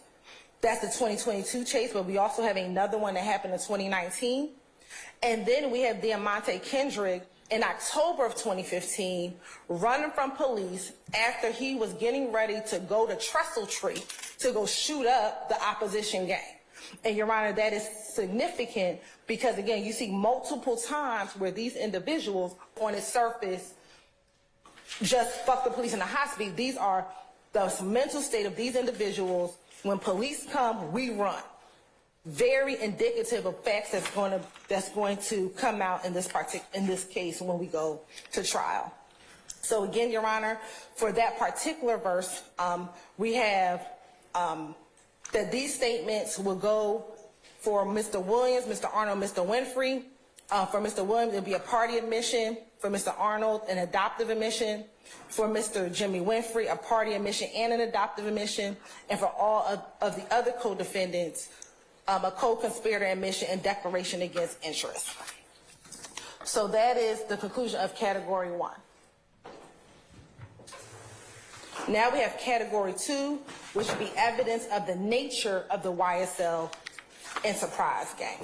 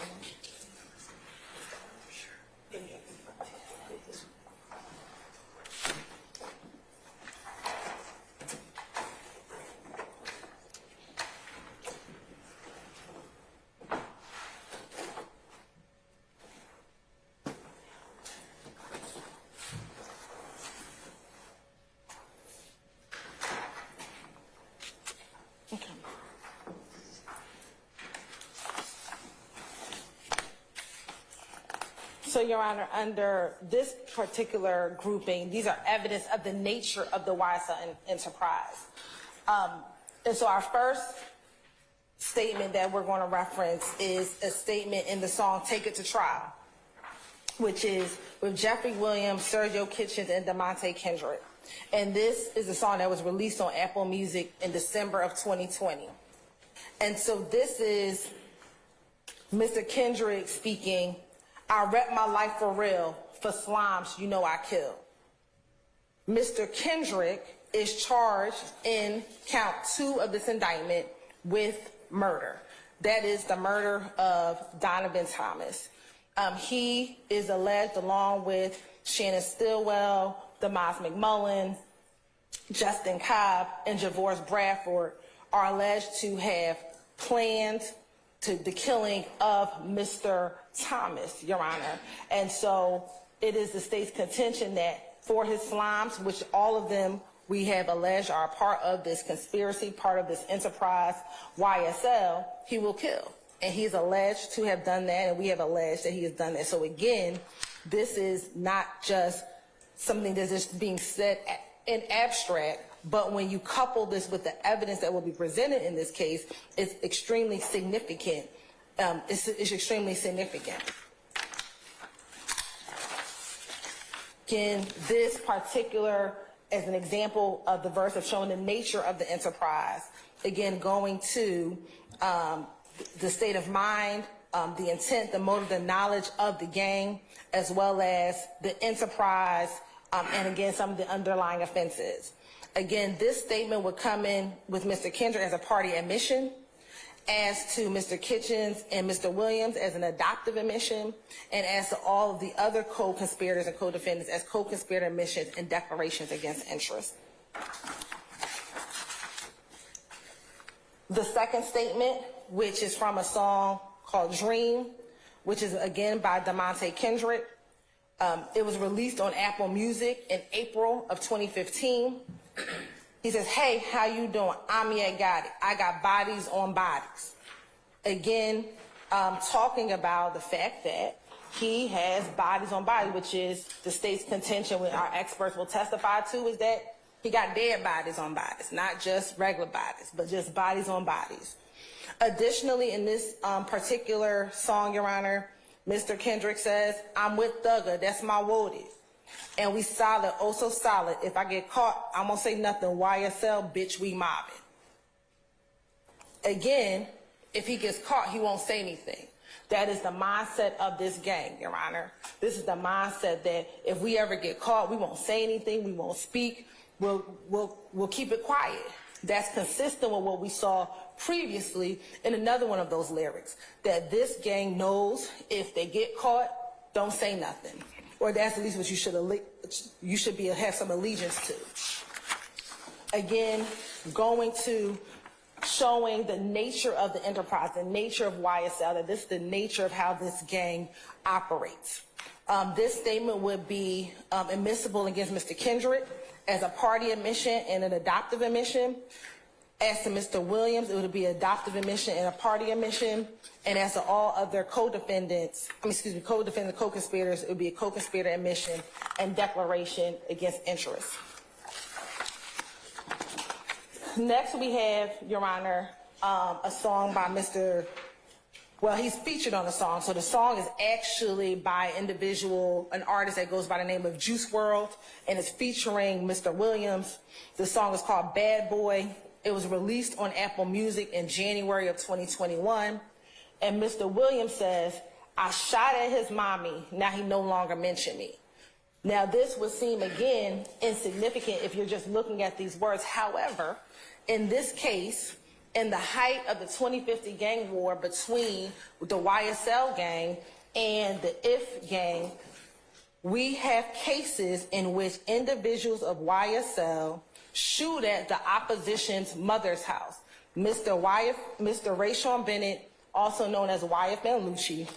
We have two incidents in January 22 of 2015 and January 26 of 2015, where his mother's home, Mr. Bennett's mother's home, was shot at. And it is alleged to have been shot at by a YSL associate. What we have, Your Honor, and the evidence is going to go out that come in, Your Honor, we believe, is that the shooting from January 26, 2015, that we have a Nibin connection in which that gun that used to shoot at that house was found in the hands of a YSL associate. So us inferring that a YSL associate shot at his mama's house. So this is very different than this just being a verse that's just out there. We have evidence to show that this is something that happened in this case, and therefore will be relevant for the purposes of coming in here. So again, this would be coming in to show an underlying offense, to show being part of the enterprise, to show that this was a gang act that was completed. And this would come in against Mr. Williams as a party admission, and then all of the other defendants as a co-conspirator admission or a declaration against interest. And then on this particular board, Your Honor, this last song on this board is a song by Mr. Wooney Lee, which is called Where You From. It was released on YouTube in August of 2020. And this is a song, Your Honor, just for context, is filmed again on Cleveland Avenue.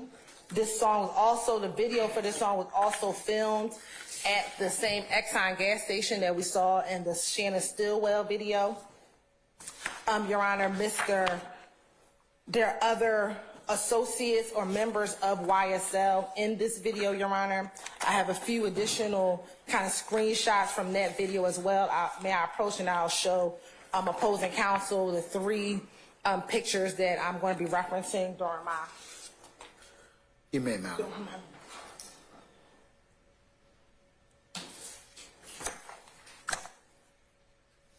So first you have, Your Honor, State's Exhibit number 15. which I'm going to show to opposing counsel.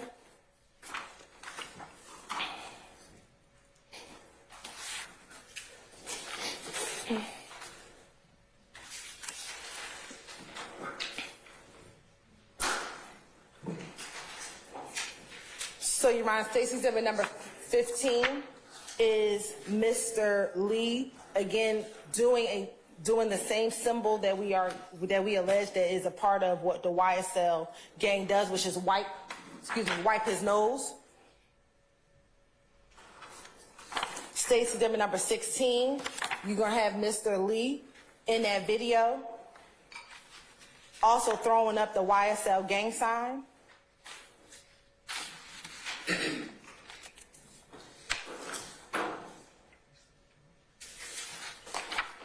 And then last, you'll just have in State's exhibit number 17 would be another individual, Mr. Wooney Lee, actually in the video itself with, Miles Farley in the video along with Mr. Wooney Lee. Again, showing association of other individuals of the gang within the videos. So what does he say? He says, where are you from? I'm from Cleveland. What the evidence will show and our gang experts will say is that Cleveland is the name that blood gang members use because they don't want to say Cleveland. So they say Cleveland Avenue, and that will come in. Throw your setup, YSL. The ops hate the crew, we getting paper, and we ducking cases. There's a few additional statements in between that.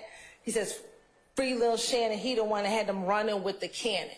Your Honor, we believe that running with that cannon, a cannon being a gun.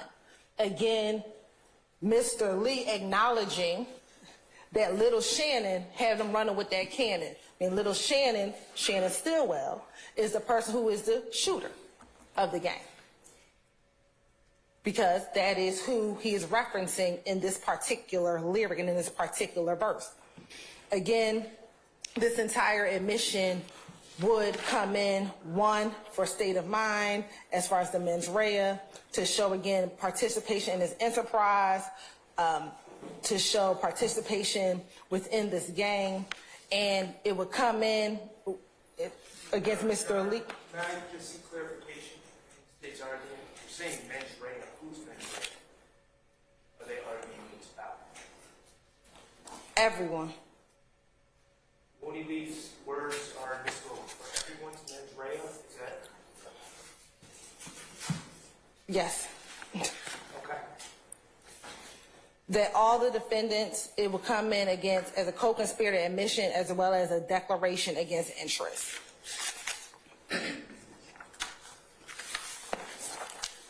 And then if I can have the next board.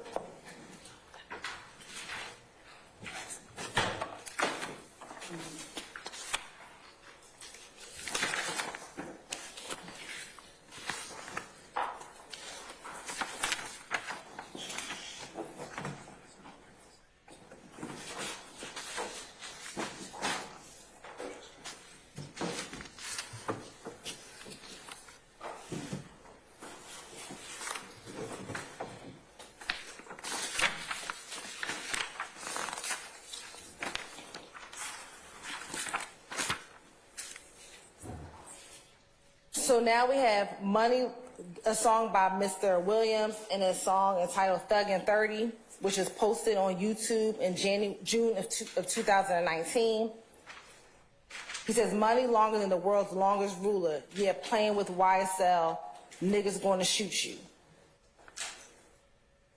Again, this is an admission spoken by Jeffrey Williams. We have several acts, Your Honor, in which YSL members are alleged to have shot at other individuals. We have, again, the murder of Donovan Thomas, Jr., in which he was murdered in January of 2015. We have the shooting of Dexter Montgomery. We have the shooting of Cornelius Davis, the shooting of D'Angelo White, the shooting of Dwayne Carter, the shooting at the house and home of Denise Bell, the murder of Jamari Holmes, the shooting of Milton Howard Jr., the shooting of Officer David Rogers and Officer William Johnson, and the murder of Shamel Drinks. Again, showing that if you play with YSL, this nigga's gonna shoot you. We have evidence upon evidence upon evidence of this gang engaging in shooting, ag assaults, and murders of either opposition gang members or community members or law enforcement officers, Your Honor. This statement, again, would come in against Mr. Williams as a party admission, as well as all of the other defendants as either co-conspirator admission or declaration against interest.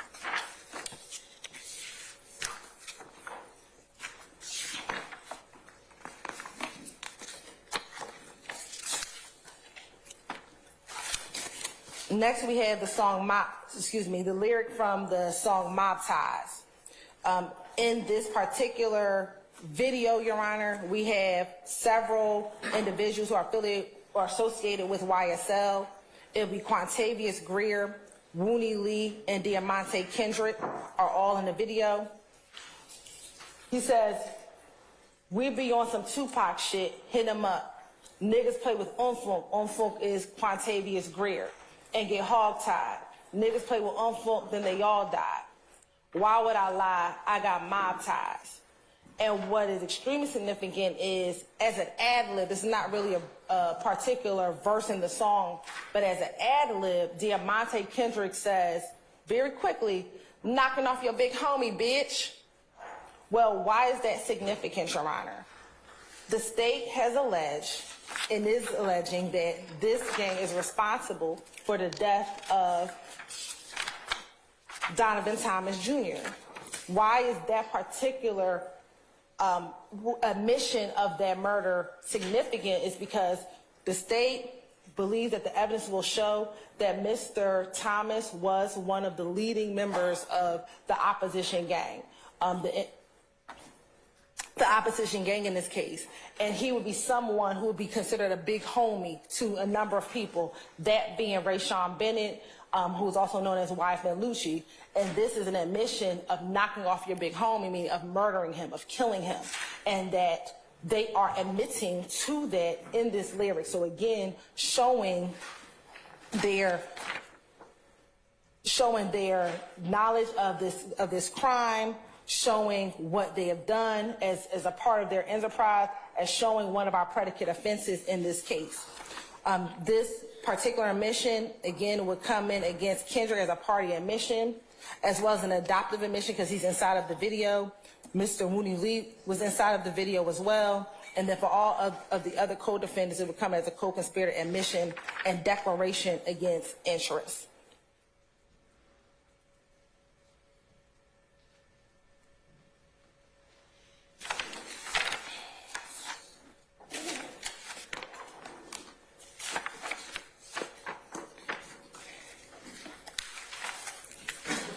Next, we have from Mr. Williams and his song Just How It Is, which was released on Apple Music in August of 2019, that he has this statement: ooh, woo, I done fucked the crew, ooh, woo, I done did the robbing, I done did the jacking, now full rapping.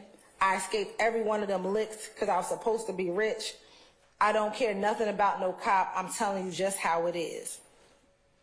And what we believe the evidence will show is that in this particular case, we have particular armed robberies, Your Honor, in which there are going to be allegations that Mr. Williams set up the robbery, put other individuals as part of that robbery, but was able to avoid being apprehended because he ran away once the other individuals involved in that case were apprehended.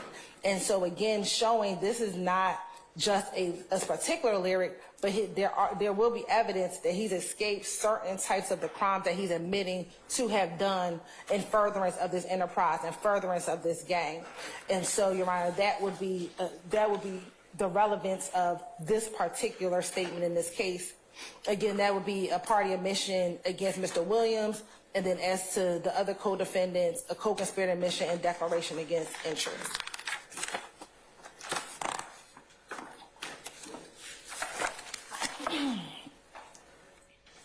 Also in that same song, Your Honor, Just How It Is, Mr. Williams states, gave the Lord close to $2 million, he handled all the killings. We don't speak about shit on wax. It's all my business. We known to kill the biggest cats of all kittens. So again, Your Honor, as it relates to this particular case, Your Honor, there is evidence where it says gave the lawyer close to $2 million, he handled all the killings. We have, and this goes back to, I think, that motion that has not been, that the court has not ruled upon, and where we talk about Brian Steele. And we talk about, in this particular instance, we know that as it relates to Quantavious Greer, Mr. Steele has handled the appeal of Quantavious Greer 2010 murder case. As it relates to Damone Blaylock, he is currently handling his murder appeal for the 2019 murder case. And as it relates to Shannon Stillwell, when he was arrested in March of 2022, he initially reached out to Mr. Steele for representation on that murder case. Now, that case did not come to, his representation did not come to fruition, because we believe that this case, Mr. Williams was indicted, so Mr. Steele ended up representing Mr. Williams on this particular case. That's not true. That's not You can tell me that later. I mean, see, this is State has a letter from me that was months before. Yeah, That's just. we talked about this before, Mr. Steele, so I'm familiar with it, so. And Your Honor, what we believe the state's evidence will show is that Mr. Jackson, in a recorded video, when he is being, when they are getting ready to Mirandize him to see if he wants to speak, he tells the law enforcement officer, I want to speak to my lawyer. And when the law enforcement officer says, who's your lawyer? He says, Brian Steele. At that moment, the investigator leaves the room. He comes back moments later, so I don't know what happens outside of the room. But what we catch on video is that Investigator Hogan calls Mr. Steele. Mr. Steele's then placed on speakerphone. And Mr. Steele then speaks to Mr. Stillwell, tells Mr. Stillwell, don't make any statements, and I will come and see you. At that point in time, after that interaction ends, we have a jail call in which Mr. Stillwell tells his family members, Mr. Steele came to see me, but he said them folks ain't paid him his money yet. I can only tell you what Mr. Stillwell told his family members. I don't know if Mr. Steele came, but that is what Mr. Stillwell told his family members. So that is what we are referencing in this particular case. Next, in that same statement, he says, we don't speak about shit on wax. It's all my business. We know to kill the biggest cat of all kittens. Again, Your Honor, we believe that again is an admission and a reference to the killing of Donovan Thomas. And while to the average layperson it may seem like just a fancy play on words, to the family of Donovan Thomas Jr., this is them bragging about the fact that they have murdered Mr. Donovan Thomas, who would be considered a biggest cat within that IF gang in 2015. So again, this goes to show several relevant purposes that we've already kind of just discussed very generally, and it would be admissible against Mr. Williams as a party admission and all of the other defendants as co-conspirator admissions and a declaration against interest. And then finally, Your Honor, our last category.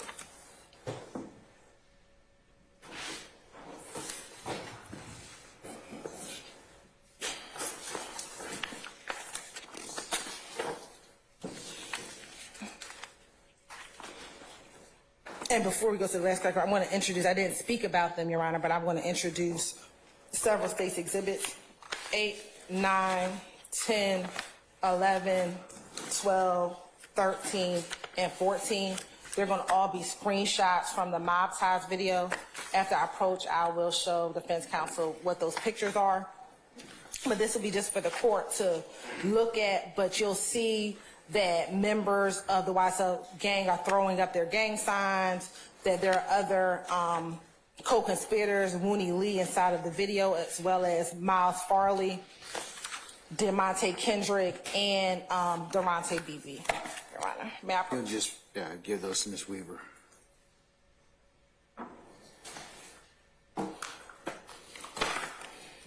And Mr. Steele, I should show these to you so you can see the ones I just gave to the court. All right, and Your Honor, the last category, and then I'll be sitting down and Mr. Floyd will be taking over the rest of the argument, is final evidence of leadership of the YSL enterprise and gang. Your Honor, in this indictment, we have charged Mr. Williams with being the leader of this gang. And so these are going to be lyrics or statements, that will reference specifically him acknowledging that he is the leader of this gang. So we have first from his song 730, which is Mr. Williams and Jimmy Winfrey. This was released on YouTube September of 2014. It says, come and roll in a YSL school, and I swear I'm the principal. And he says slime in the background. I do not care if you slime for $1 and a change. It's the principal. Again, this is Mr. Williams and Mr. Jimmy Winfrey. The defendant, as to this admission, is Mr. Williams, who is the speaker. Again, all the defendants here are charged with the conspiracy to violate RICO. This admission provides proof of the existence of the YSL enterprise, that Mr. Williams is attempting to recruit more persons to enroll in this YSL school. It also demonstrates that he's the leader of the enterprise. This would come in against Mr. Williams as a party admission, Mr. Winfrey because he's in the video as an adoptive admission, and all defendants as a co-conspirator admission. Next is his statement from his song Anybody, which it was Mr. Williams. This was released on Apple Music in April of 2018. He says, I ain't never killed anybody, but I got something to do with that body.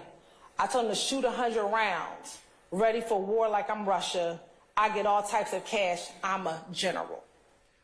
We know that general leads armies, Your Honor. And so it is the state's contention that, again, he is referencing the fact that he's the leader of this gang. He is a general. And he also says, I never killed anybody, but I got something to do with that body. He right. We have alleged in this indictment that Mr. Williams ain't killed nobody, but he does have something to do with that body. He has, prior to the shooting death of Donovan Thomas in January of 2015, Mr. Williams is the one that rented the car that we are alleging that the other YSL members who shot and killed Mr. Thomas were in. He rented that car about 2 days before, Your Honor. Also, as it relates to the shooting, the stabbing of the stabbing of Jaden Myrick within the jail in February of 2022. We have evidence that both Jaden Myrick, who actually did stab Mr. Bennett, as well as Christian Eppinger, who was going to attempt to stab and kill Mr. Bennett, sought permission from Mr. Williams before actually doing the crime. So Jaden Myrick, in speaking to co-conspirator Demekion Garlington and Khalif Adams, was trying to get permission from Mr. Williams to execute the actual stabbing of Mr. Bennett. When Mr. Myrick was not successful, Christian Eppinger, about 2 weeks later, reached out to Antonio Sumlin, who's also a co-conspirator in this case, to seek again permission in order to effectuate the stabbing of Mr. Bennett. Thankfully, at that time, Mr. Bennett was relocated, and thus this second attempt did not occur. But again, showing that they had to get permission from him in order to execute or do any of these crimes, showing again that he is the leader.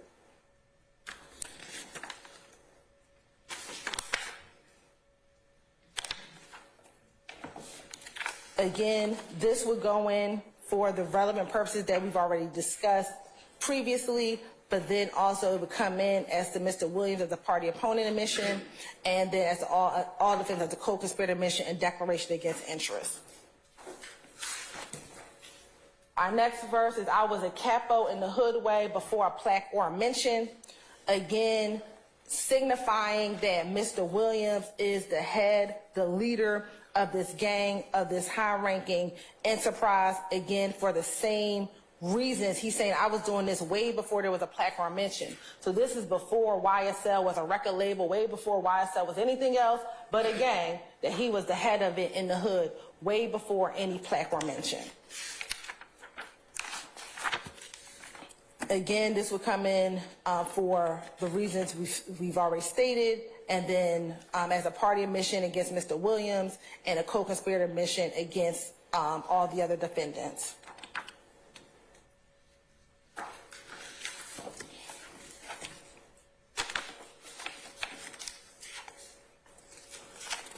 And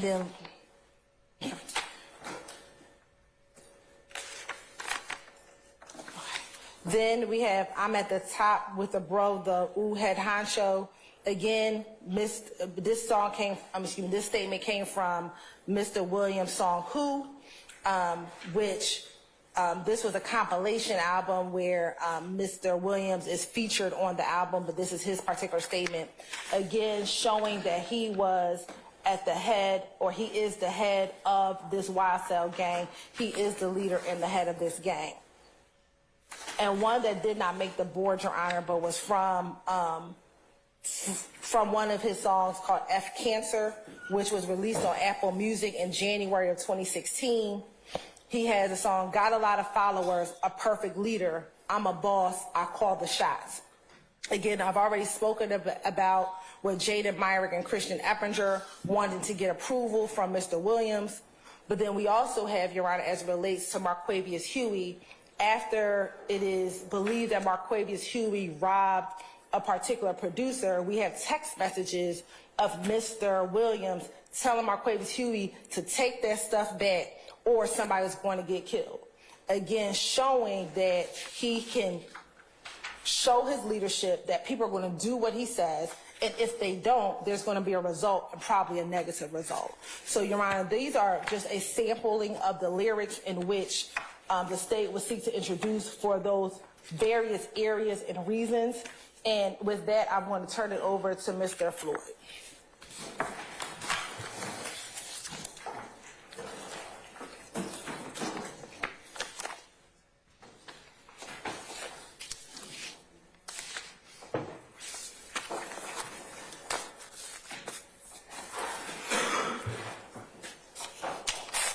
Mr. Floyd, before you get started, Mr. Weinstein, 5 minutes, maybe, Your Honor?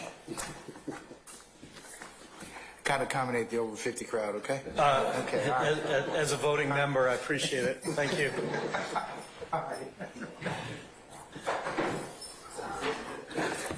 Just put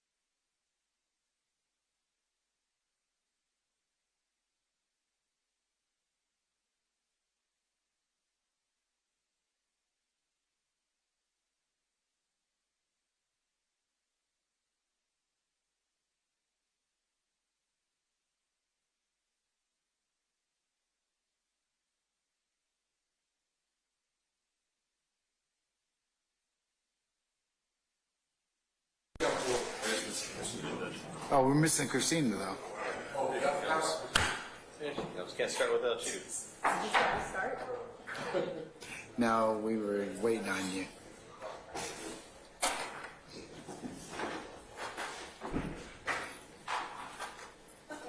Thank you. All right, Mr. Floyd, you may go ahead and begin, sir. Thank you, Your Honor. My component of this is going to be focused on RICO. I'm going to try to minimize duplication to the greatest extent possible. As Your Honor well knows now, count one is a RICO conspiracy count. The defendants are charged with conspiring to violate both 1614-4A and 1614-4B. I'll just emphasize B for a second because a substantive violation of that requires that a person, as relevant here, associated with an enterprise, conduct or participate in that enterprise through a pattern of racketeering activity. A conspiracy violation requires that they conspire with at least one other person to do that. Generally, this means that the state has to prove and therefore can introduce evidence that there was an enterprise.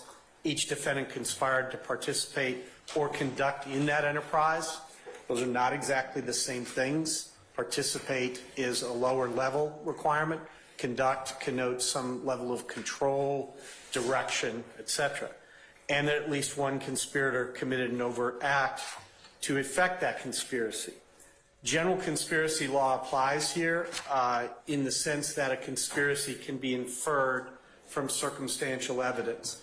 I've cited the Akintoya case here. This is a Georgia RICO case, relatively recent, and it simply makes the point that either direct or circumstantial evidence are sufficient to prove an enterprise, which means that inference, deduction from conduct, which shows a common design on the part of the persons charged to act together for the accomplishment of an unlawful purpose.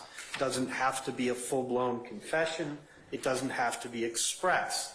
And Akintoya went on to emphasize that this is not, and I know we've talked about this in earlier hearings, Your Honor, this is not the meaning of a minds necessary to form a contract. A mere tacit understanding is sufficient. It does not actually require that any words ever be spoken or there ever be any written communication so long as the jury is persuaded. Here, of course, we have lots of words, we have lots of communications. Similar principle for an enterprise. Its existence may also be inferred from circumstantial evidence. An enterprise is just a group of individuals who are associated in fact. RICO divides its enterprise definition, beginning by listing a lot of things that are formal, legally recognized entities like corporations, and then it has this second component, less formal entities, a group of individuals associated in fact.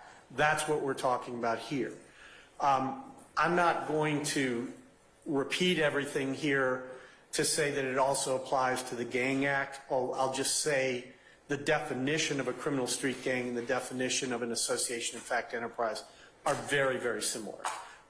And essentially everything I'm saying today is going to have application to the gang charges as well. I won't belabor that. The Georgia Gang Act is a linear descendant of RICO, crafted for a specific special application. So many of the principles are the same. As with a conspiracy, it has long been recognized that a jury can infer the existence of the enterprise on the basis of circumstantial evidence. They can draw the natural inferences that come from evidence of association. Importantly, every defendant here is a defendant in the RICO conspiracy count, which means the evidence that we're talking about is applicable to, relevant to, admissible to every single one of them. All right? We've talked a lot up to this point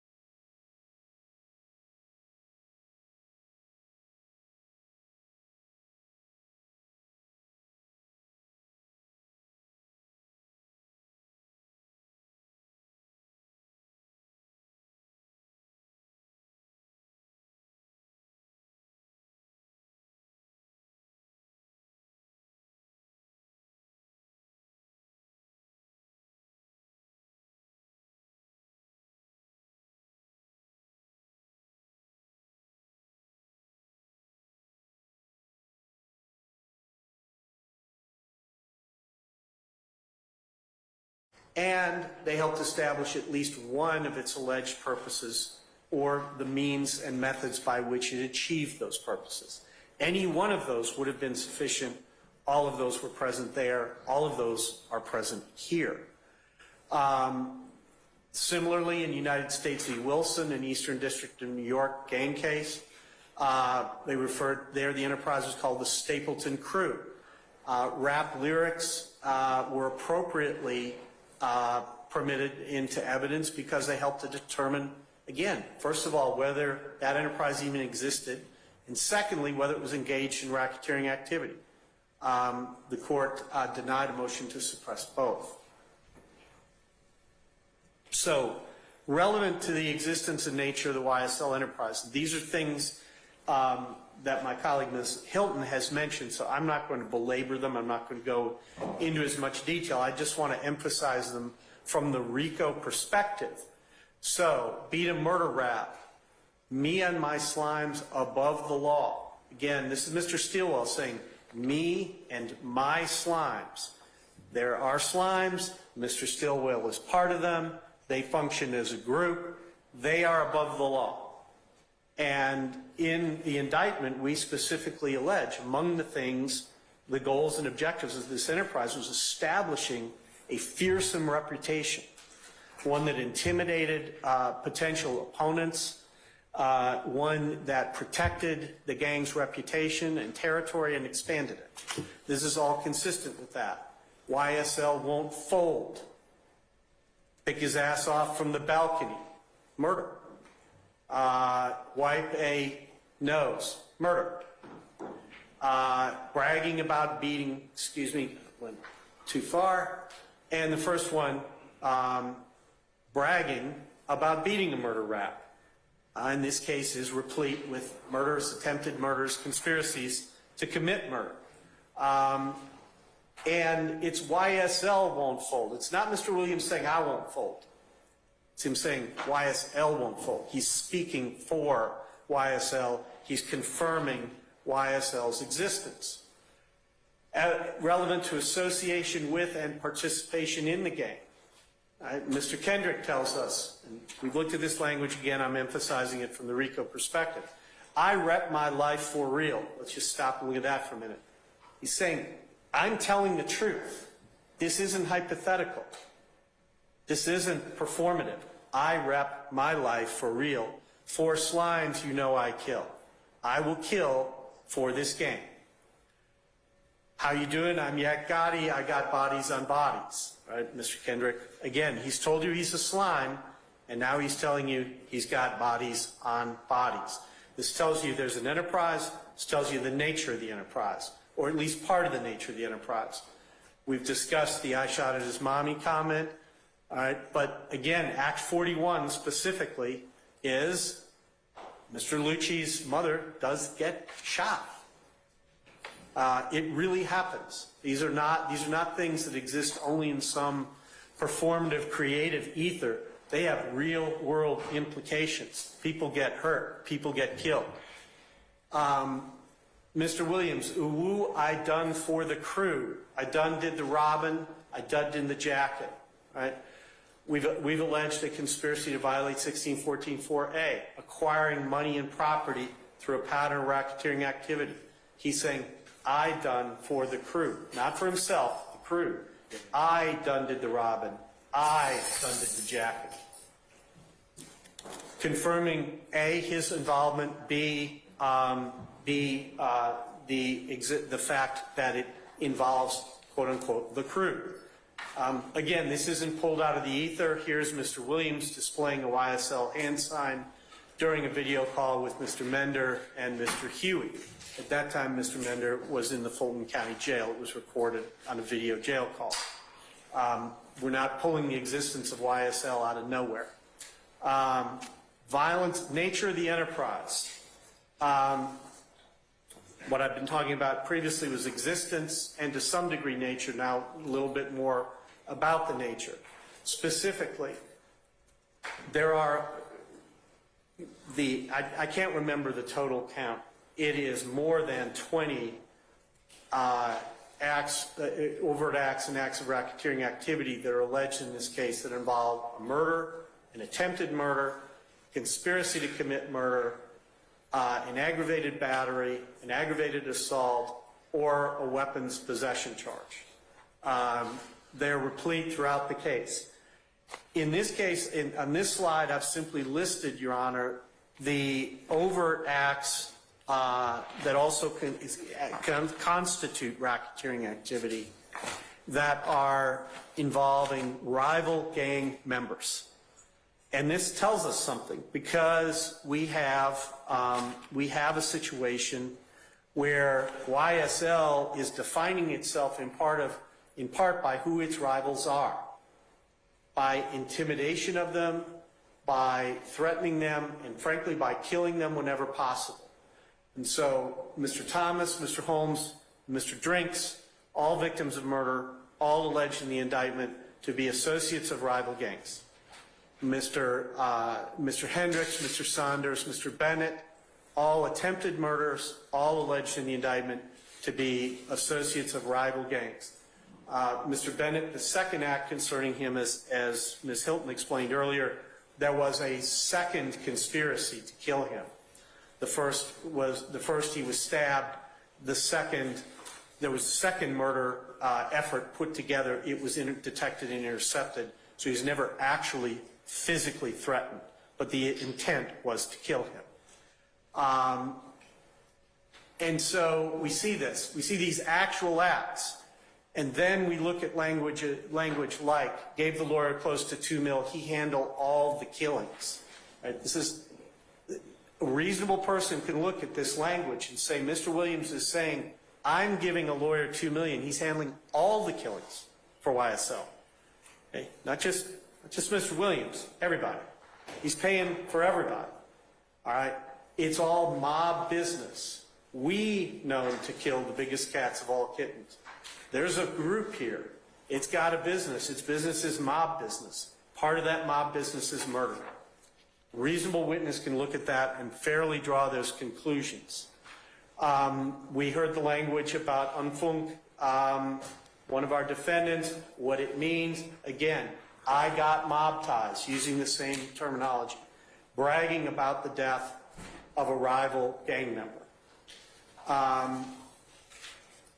Mr. Williams, we really be slime, association with the group.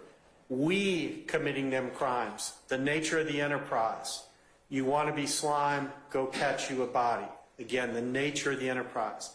We keep switches on our Glocks, right? Turning a Glock into an automatic weapon. Fires over 1,000 rounds a minute. That's the Glock. It has a switch. It was seized from Mr. Williams' home. Again, we're not making this up. We're not pulling things out of context. Evidence of YSL's nature, violence against law enforcement. We've looked at that. We've heard the refrain, hey, this, that slime shit, YSL shit, killing 12 shit. We know that there will be testimony that 12 is a reference to law enforcement. What actually happened here? Act 163, YSL associate Christian Eppinger shoots APD officer David Rogers. Christian Eppinger, YSL associate, also shoots at APD officer William Johnson. Fortunately, Officer Johnson is not hit. This is a connection. These lyrics, these videos don't exist in some detached isolation. They are predictive of things that will happen. They are boastful of things that did happen. They are intended quite deliberately to tell the world there is a YSL, what YSL does, what YSL will do, and if you happen to be one of its rivals, what will happen to YSL. And this is, I'm nearing the end of this, Your Honor. As Ms. Hilton pointed out, we have language very specifically from Mr. Williams in which he is describing himself as a leader. Recall when I began 1614.4b, One of the substantive offenses the state's alleged the defendants conspired to violate includes conducting an enterprise, i.e. leading, directing an enterprise, right? Here's Mr. Williams saying, come enroll to the YSL school, confirming there is a YSL. I swear I'm the principal, the leader, the head person, all right? In case that seems to be nebulous or inconclusive, let's take a look at the next one. I get all kinds of cash. I get all type of cash. I'm a general. Generals lead armies. Generals don't function by themselves. They have an army. I told them to shoot 100 rounds. I told them. He tells people what to do. Those people do it.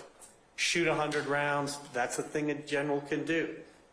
I was a capo in the hood, okay, adopting traditional organized crime language, a capodecima, a capo regime, head of a group, of a subgroup within a larger organized crime family. I'm at the top, head honcho. Got a lot of followers. Well, here we have confirmation. He's the head honcho of something. He has followers. I'm a perfect leader. I'm a boss. I call the shots. In these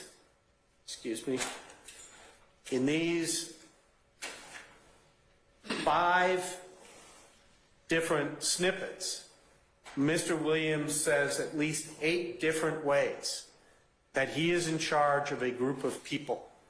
And the language, while sometimes somewhat euphemistic, makes it clear, read individually or collectively, that this is a group of violent people willing to engage in crime. He describes himself sometimes in a neutral tone like principal, but at other times using terms like capo, general, head honcho, shot caller. In this context, the meaning of that is clear, but it is certainly at a minimum probative. It is certainly at a minimum something reasonable jurors could look at to conclude that, in fact, Mr. Williams is the leader of an association, in fact, enterprise that engages in violent crime as part of its fundamental nature. That crime is committed against rivals, against civilians, and against law enforcement. And so the state's discussed a number of different reasons why this evidence is relevant and is admissible. I just wanted to emphasize it in the specific context of the RICO count that we have, because that count is applicable to all of the defendants. Thank you, Your Honor. All right, sir.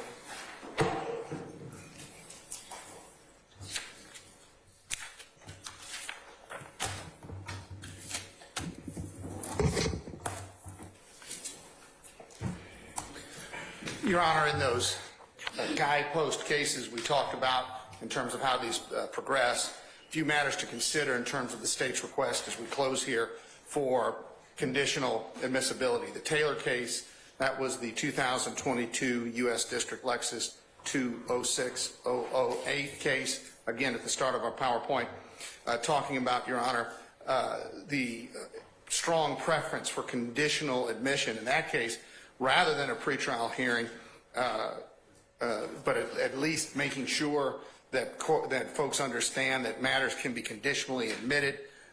We've got that White case at 2023, U.S. District 122492, discussing again that the conditional basis of the admission still leaves the door open to object at trial in the event the proponent of the evidence, that would be the state in this case, fails to lay the proper foundation. Of course, it would leave the door open for a 403 objection as well. And then lastly, the Torres case, 435 F sup 3rd 526, 435 F sup 3rd 526, dealing with co-conspirator hearsay, discussing again that the moving forward with the with conditional admissibility still leaves the door open to objections at a later point in time, but the objections that the court believed at that earlier pretrial stage were unsustainable said that those could not be raised later. And let me read it there. Defendants are able to object to the admission of particular statements as not properly within one of these three categories. Those were the three co-conspirator hearsay categories that we went through from that case. But the court rejects their arguments regarding the specific statements discussed in the government's motion.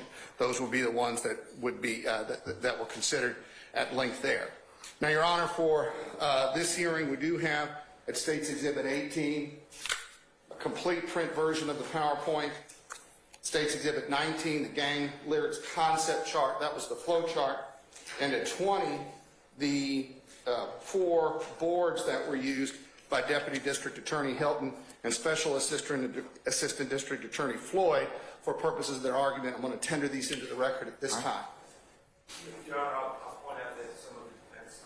Can you turn your microphone on? Some of the defense guys understand. Okay, well, you'll get it, but you've seen the PowerPoint and you've seen the exhibits, right? Well, Yes or no? Yes or no? Have you seen the PowerPoints and the exhibits? I'll make sure you get a copy. Okay, all right. I know Ms. Love, Deputy District Attorney Love is working on that, Your Honor. Yeah, we'll make sure everybody gets a copy of that. So, Your Honor, what's the defense left with when the 403 objection fails? They're again left with an unsupportable genre-specific exclusion. And what they're asking for is essentially for one single genre of music to receive some sort of insulation from the application of the rules of evidence. And in this Commonwealth versus Knox case from Pennsylvania, that was rejected when it came to criminal charges, but the principle still applies.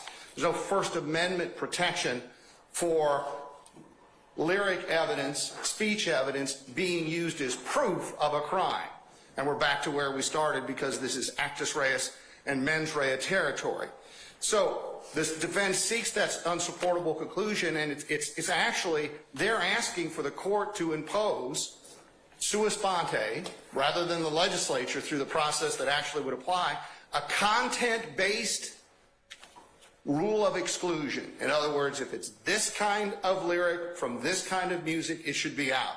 And the legislature likely could never pass anything like that, as a McKenzie case from our Supreme Court points out. That raises actually, Your Honor, and we know the court's sensitive to this, a separation of powers issue from what they're asking of this court. They're asking for essentially a judicially crafted rule of exclusion, which is exactly what 402 doesn't allow.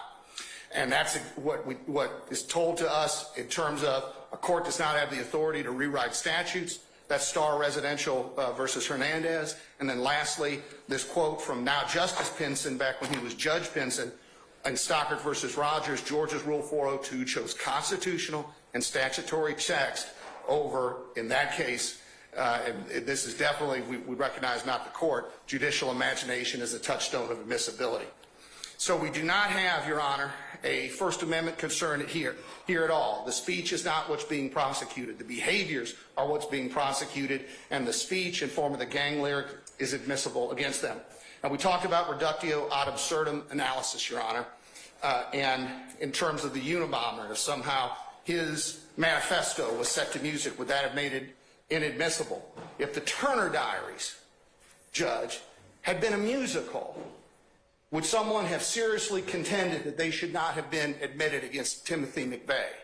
And yet the extension of the arguments we're seeing here really grabbed that. Similarly, Your Honor, the extension of the arguments would appear to say that an additional Miranda question should be asked of suspects. In other words, if you sing or rap your confession, you're aware that won't be admissible. And Your Honor, that is not the law of the state of Georgia, that is not the federal constitution law, and that is not the sort of concept that should apply in this case. Again, Your Honor, for the particularized lyrics we've admitted, we have introduced and discussed today, we ask that the court conditionally admit them. We additionally request, Your Honor, for those that we will admit that the court apply these principles and ask for those to be conditionally admitted pursuant to the case law that we have presented. And lastly, Your Honor, we respectfully request that the defense motions based on Rule 401, 403, and of course the First Amendment be denied and this evidence be treated in accord with federal and Georgia law. All right, thank you, Mr. Carlson. Christine, let me see those other ones. Okay, on behalf of the defendants, Mr. Steele, Mr. Weinstein, are you deferring to Mr. Steele at this one time? Could we have 5 minutes to discuss that before we move forward, Your Honor? I promise I'll be I thoughtful. really would like to go now. I mean, I'll let you pause in place and do this because we really need to kind of keep at it. Your Honor, as opposing counsel is approaching the bench, we would also tender states 1 to 20 into evidence this time. All right. All right. Under the auspices of Georgia Rule of Evidence 24 dash.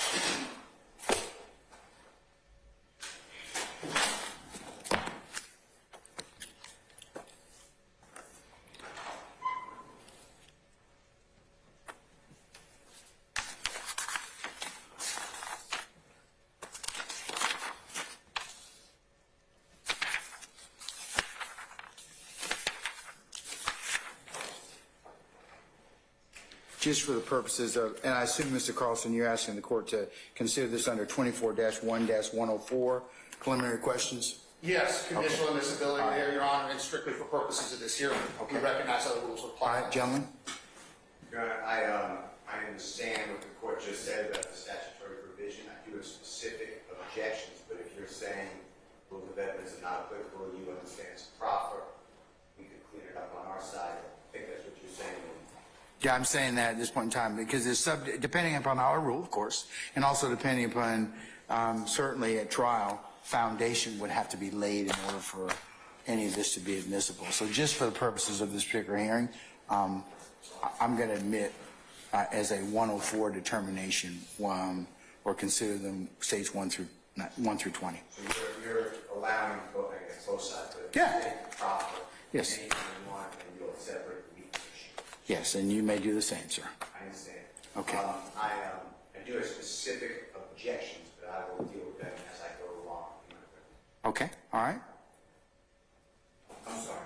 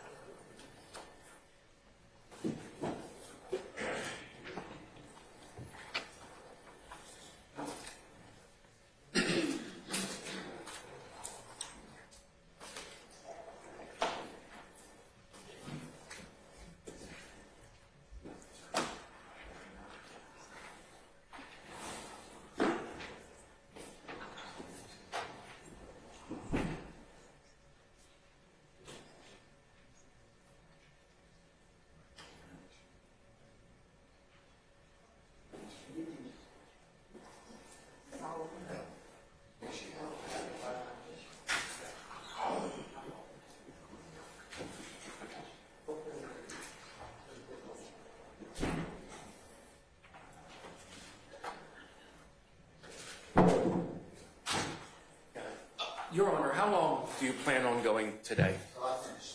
All right, thank you, Your Honor. Good afternoon, Your Honor. All right, good afternoon, sir. Doug Weinstein for Diamante Kendrick. Wow. Wow. That is a lot to respond to. How fun it is to set up straw men and knock them down. The state is saying that the defendants are asking for a special exception for a single genre of music. We are not. That is nonsense. We are asking essentially for the same thing that the state is. Use the Georgia rules, use the law, apply it in this case. But I will say this about rap music, and let's call it rap music, not gang lyrics or rap, we can call it rap lyrics. As Professor Dennis at the University of Georgia says, rap is the only fictional art form treated this way. No other musical genre and no other art is used in the same way and to the same extent. And there's so many examples of that. Look at Kevin Spacey. Kevin Spacey is accused of felony sexual assault up in Maryland in December of 2018. He's played reprehensible characters in movies, repeatedly, in TV shows. None of that is dragged in. He's brought to court in the UK. I appreciate that's not the US. His roles are not dragged in. So we hear a lot of things about what Yak Gotti rapped. Yak Gotti is not on trial here. Diamante Kendrick is on trial here. And there's a giant elephant in the room, which is that we're ignoring art. There is art here, and the art has to be separated from the real life. And I do not believe, although the state does not address that, But wouldn't the art fall under the First Amendment? art does fall under the Okay, First all right, Amendment, well, Your Honor. I'm just asking this, okay? Because, I mean, you know, we're all here to, I'm here to kind of make some preliminary decisions, but Certainly. wouldn't it, I mean, if my art or what I am, my genre or what I am trying to assert is just happens to be criminal in nature, or maybe a statement against interest, or maybe some other type of admission, would the same rules apply? Well, I think what you have to do and what your task is, you're fortunate enough to have this task, is to separate what is the expression of a character, an artistic character, from what the author or the lyricist is saying. Lyricists write things for characters to say. That has happened in music for years. For years. I like John Prine. John Prine, when he was in his early 20s, wrote, "Angel from Montgomery. I'm an old woman who comes from Montgomery, who flies from Montgomery." No one thinks John Prine is an old woman. He writes hello in there about old people. And what they're thinking. It's not the same. But if my lyrics or my artistic expression relate to an action or my mental state, wouldn't they be subject to being admitted, or a court considering them, or a fact finder, a jury, considering them for what the reasons that they're authorized to? Yeah, I understand, but only in rap music do you say that the person, the character rapping, the persona rapping, in this case, the persona Yak Gotti rapping. Okay, that's just my name. Only- That's my stage name. That's the name that I go under. I'm still tied to that particular person. Like, it's still tied to your client, right? But Yak Gotti's your client's nickname, right? Yak Gotti is who he Or stage name. Yak Gotti is his stage name. That's Okay. correct. All right. But when Yak Gotti is rapping, it's not proper to take what he's rapping and say, that is the mental state of this person. That is what he is thinking. That's a perspective of his song, of his rap. And from where he comes from, he is expressing views that come out of that community. He is making cultural references. He is speaking. Am I going too fast? No. I need something right quick. Thank you. Just a minute. He's speaking. 1 second. Sorry, I'm sorry. Go ahead, Mr. Ready? Weinstein. Yeah, I'm Okay. ready. Go ahead. He's speaking in the conventions of that genre of music. And in gangster rap, what do the producers, what do the record companies, and frankly, what does the audience expect? They expect these lyrics. So he provides these lyrics. But if the lyrics fall under actus reus or mens rea, don't I have to first look at them under 401? As Mr. Carlson made this nice linear diagram, I like that because I'm trying to follow things from A to B, C to D. But why would they not, why could not the court consider those under that particular line or lineage? I think that's a great line to look at it. Let's start with 401 and 402. Are they relevant? And the lyrics spoken as a character are not relevant to the actions of the person who inhabits that character on stage or on the album. there's a distinction between those that the court has to draw, just to even see if they're relevant under 401, Your Honor. And then once you determine if they're relevant, let's assume they are relevant. I'm not there yet. I don't agree with that. But let's assume that they are relevant. Once you're determined that they're relevant, then you've got to do the 403 analysis. Well, actually, 402. 402 and then 403, yes. But then the question is, I know what the state's going to want to do. Throw it out there to the jury. Let us put our competing arguments, our competing meanings before the jury and let them decide. But when you've got something that is unfairly prejudicial, which is what rap music is, what you'll hear Mr. Steele's experts testify about at some point, what you'll hear him proffer when he argues, they're unfairly prejudicial. And if you do not serve as that gatekeeper function, Your Honor, then that jury is going to take the meaning and perhaps misconstrue it or misattribute it. And that's just not proper. And That's that. Well, it depends on one, whether it's admissible, and two, it depends on how good your advocacy is. I agree with that, Your Honor. So let's see how I do today. So yeah, I mean, it's for the jury, of course, to give it the weight and engage it within the confines of what they hear in this courtroom and the instructions that they get from this court. So, isn't that ultimately, if admissible, what the jury's going to do? You're going to sift and weight this evidence. But if it's unfairly prejudicial, Your Honor, it should not even How would come you say in. it's unfairly prejudicial? Because of the nature of the music, the violence in the music, the extreme language in the music, it is prejudicial. Okay, but If it was, okay, if, I'm sorry. Go ahead. okay, Go ahead. we'll get there. That's fine. Go ahead. And let's talk about why it's prejudicial. Part of it. In Ward v. Rock against racism, 491 U.S. 781. 810 would be the Penn site, note 7. Justice Thurgood Marshall quotes, he's quoting someone else, "New music always sounds loud to old ears." And that's what we've got here. New music always sounds loud to old ears. The state knows that. They know what this music is going to sound like to the jury. And it has always been thus so. When I was young, in my day, we listened to the Sex Pistols, offensive stuff. God Save the Queen, she's not a human being. Elvis Costello, I'll stand on your grave and tramp down the dirt. Butthole Surfers, all of it offensive. But people listen to that. But they wrote it. I mean, They wrote